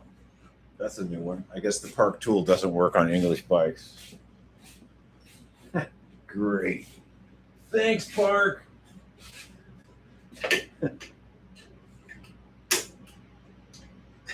It worked, but it got stuck on there big time.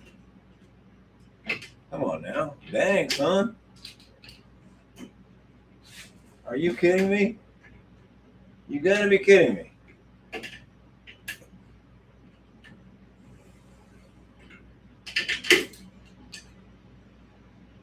Unbelievable. Wow. I will never use this park tool on an English bike again. Look at that. It goes right over the bolt and gets stuck. Okay. That's a new one. All right.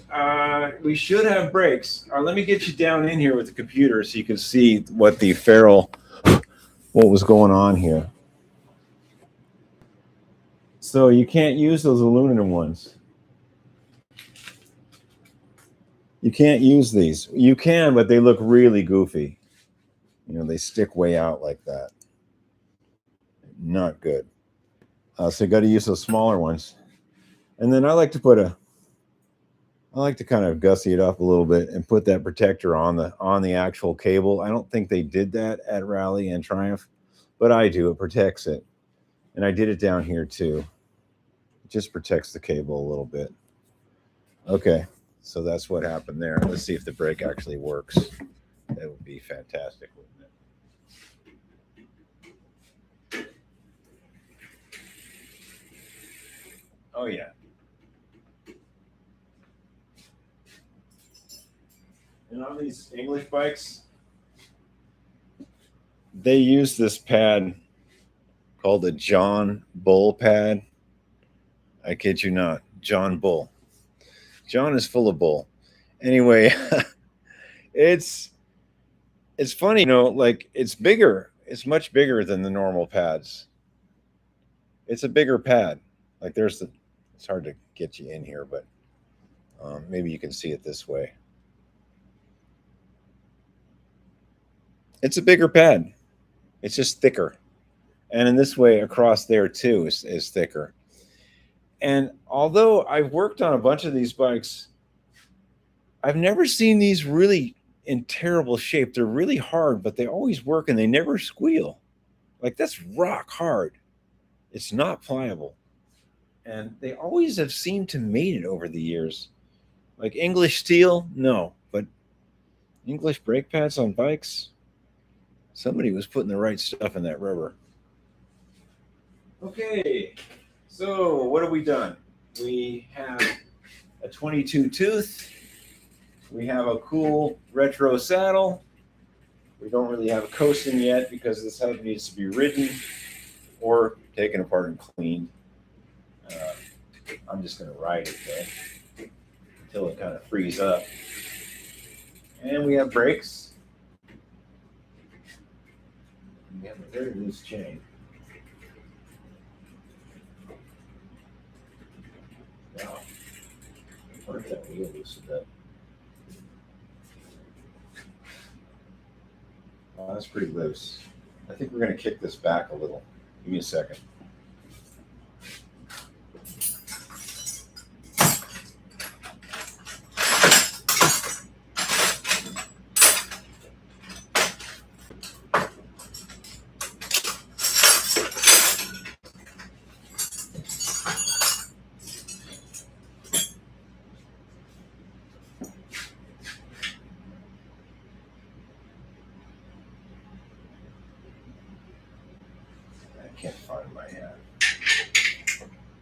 I can't find my open N15. Embarrassing. Oh, I did. I found my open N15. Yay.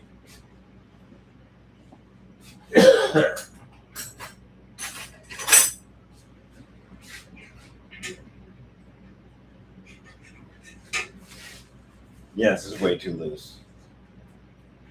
That's way too loose.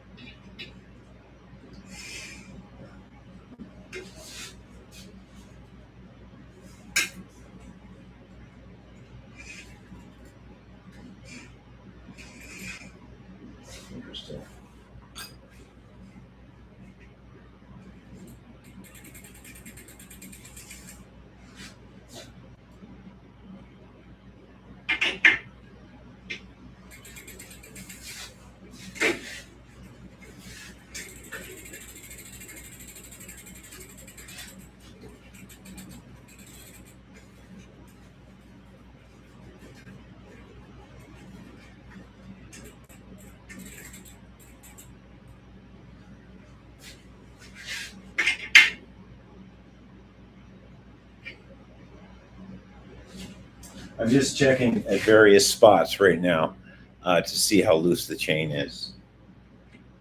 It's a little tight. I think what's happening is this is brand new. Obviously, I just put that on. But this front cog has some pretty bad wear on it. There's grease all over the back of it. And I think this front cog is so worn that it's kind of making things a little odd.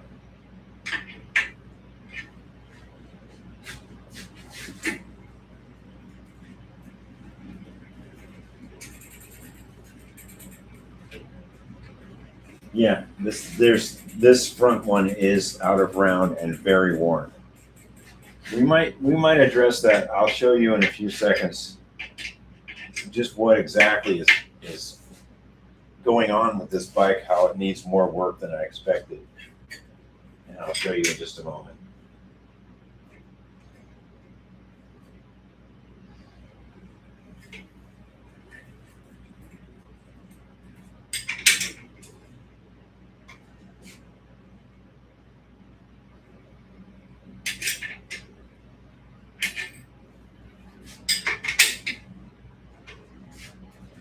Okay, that's better.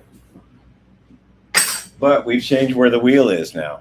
So when we hook this back up, it may not shift properly. So let's see what's going on here. We in third gear? Yes, we're in third.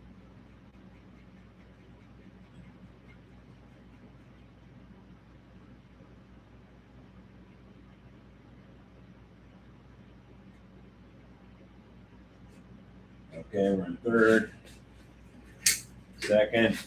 First. Second. Third. Right. Okay.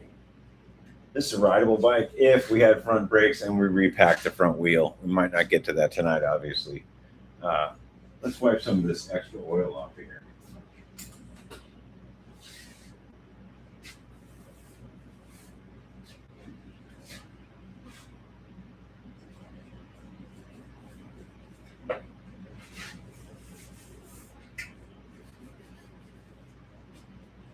Okay, so we have issues now.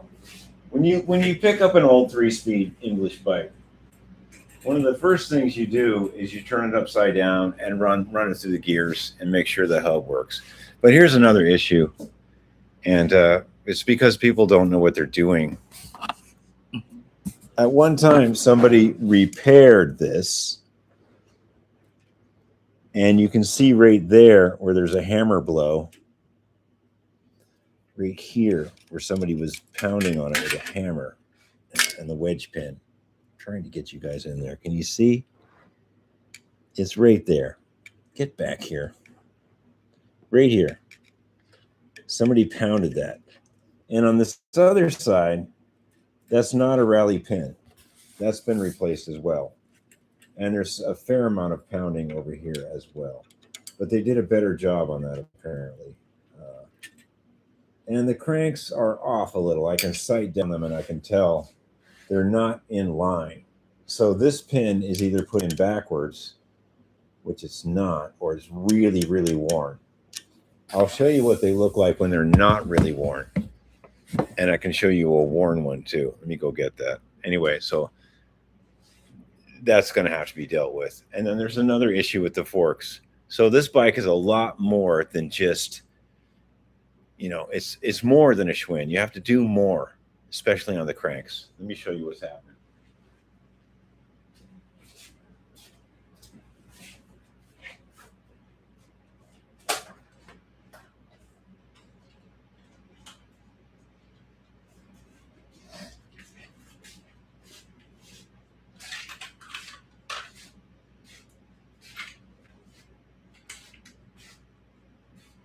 Okay, here's what's happening inside there.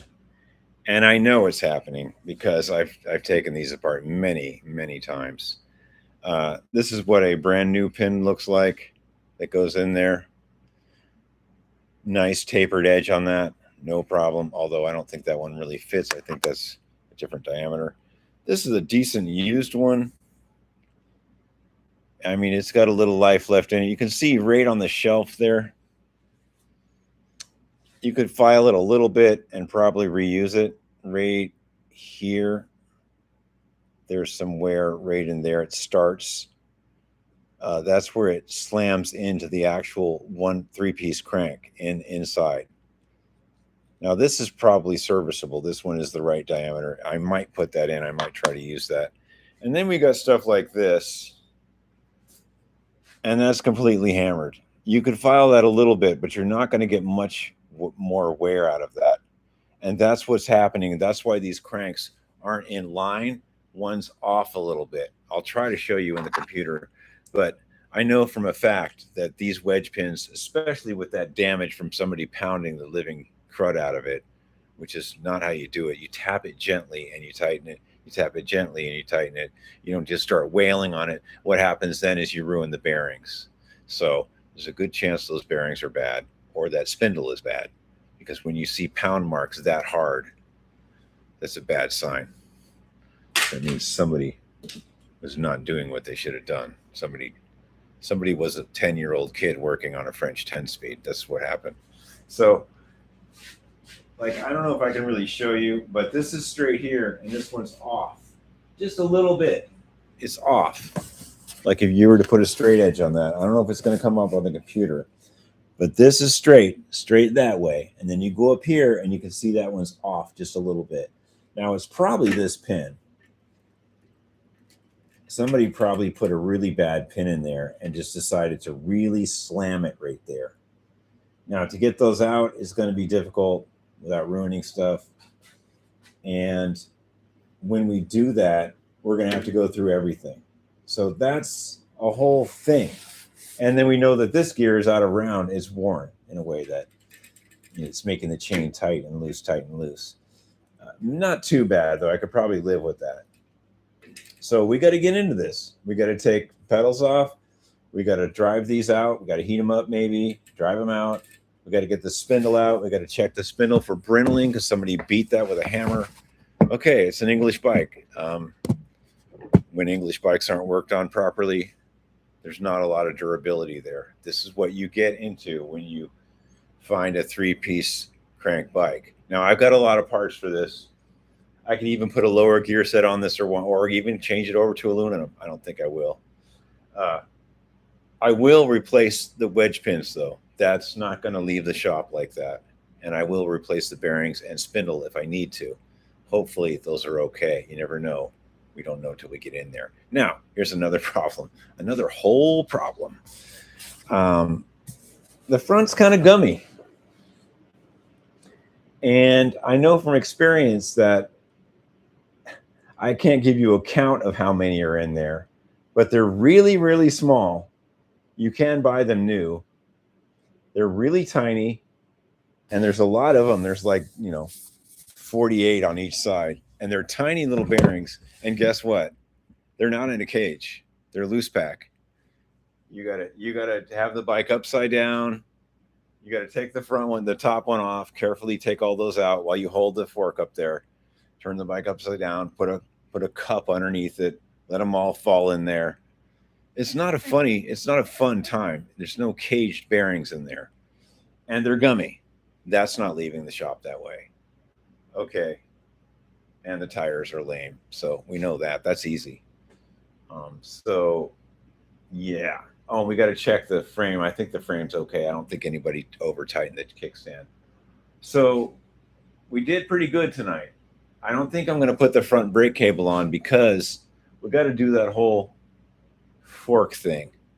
And let's just check to see if this stem is even loose right now. We need a Whitworth wrench. We don't have one.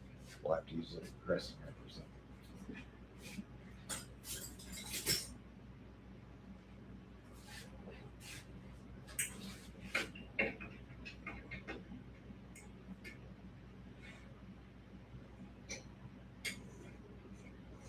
Okay, we'll pop that with a bronze hammer.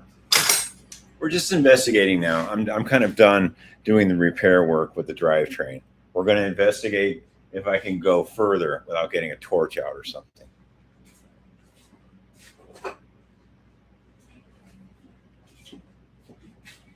Bronze hammer holes.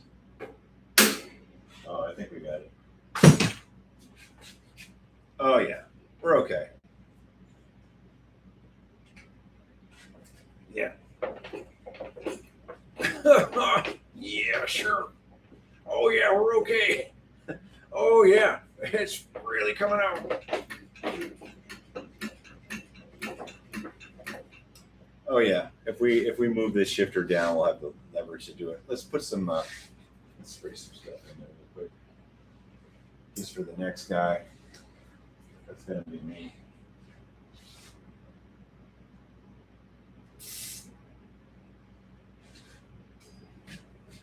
Awesome. We know that's loose. That's good.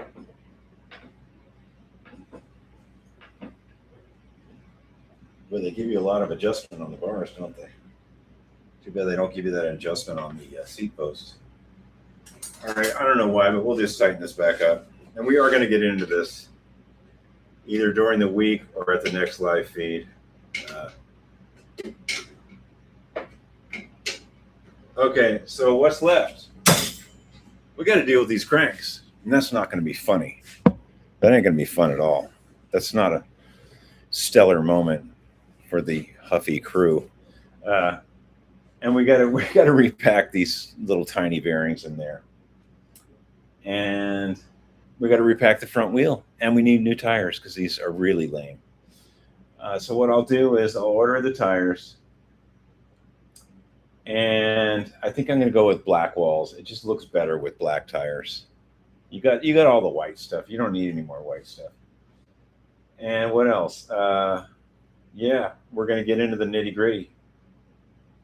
All right. So next live feed, you guys got to vote. Am I working on this English bike again, or am I going to jump over to the Schwinn Collegiate Flamboyant Red, which needs just new white walls put on, which I have. Okay, let's read some stuff.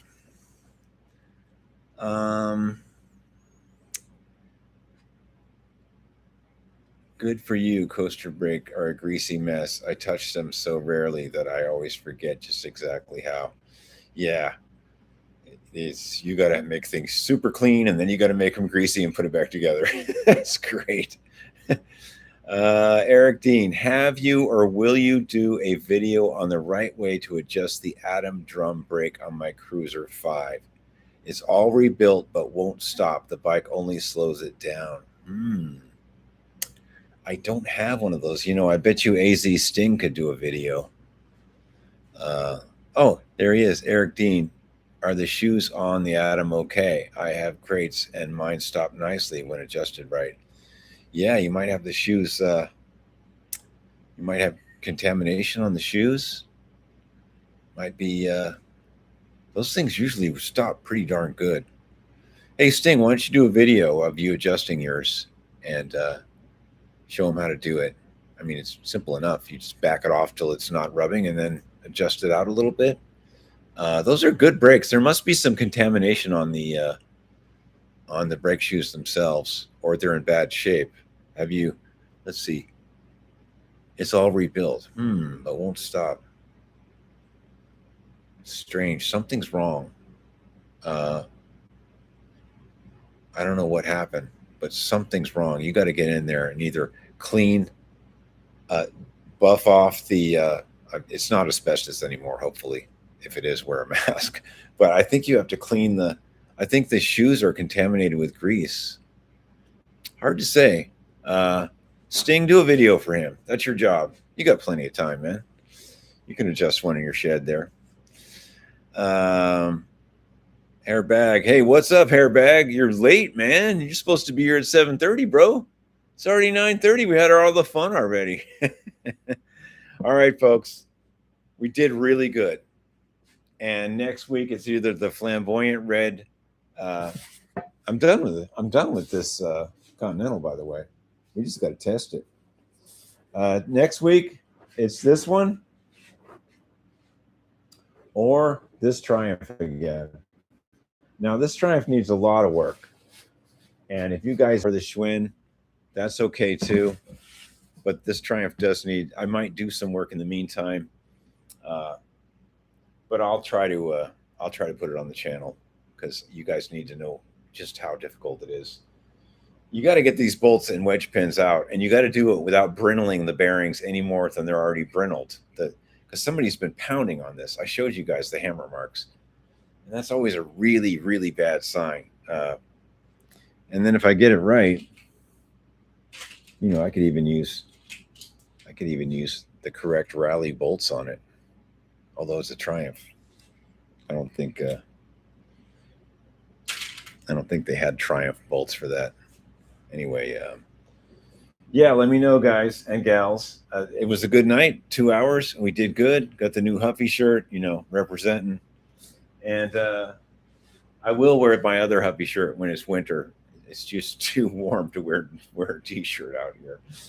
Okay, so yeah, I mean, we did good. Let's get a little walk around in this baby. We stole the reflector off because I'm a jerk. I stole the reflector and I put it on a Schwinn housing because I'm a jerk. Thanks, Triumph. And we're going to take this and we're going to put it on this bike in the back. Or we could put it on this flamboyant red. Either one. I think it'll work. It's close enough. You know, Stimsonite reflector has no business being on an English bike.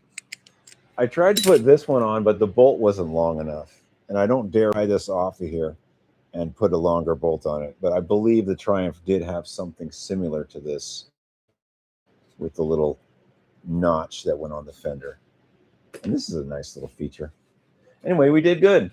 I did not cable it yet. It is definitely a 67. I did some research. That needs to be gone through.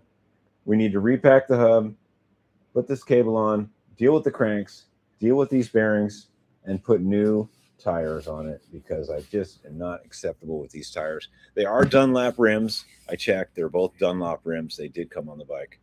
All right, so you guys vote me up. New brake shoes? No, man. These John Bulls are good, dude.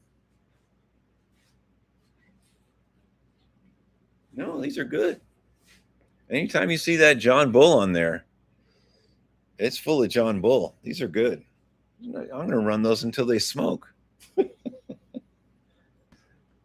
need new brake shoes on this thing. You know, it's funny. These old English bikes, it's never really the brake shoes unless they're really dry and chalky. They're always really good for some reason. Like English steel was not very good, but they did good on the brake shoes. Okay, folks, that is it. We're done. I'm tired. We did well. Thanks for voting. Obviously, it was for the Triumph. And same vote for the next live feed. I don't know when that's going to be, Saturday or Sunday, one or the other. Let me know if you think Sunday is better. And if I do some work on this during the week, I'll definitely put the video on the channel because that's going to be exciting, that part there. And I'll look around in my stash. Maybe there's a lower gear I could use because where we take these bikes is not funny. Anyway, hey, keep them on the ground. Keep them on the ground. Think good thought. Don't let the negative stuff in. You know, just keep doing your bicycle stuff, and it's all going to be good, man. Just go out to your garage and have fun. That's what it's all about. Turn off the news. Turn on Faulkner Fixes All. Okay, see you later.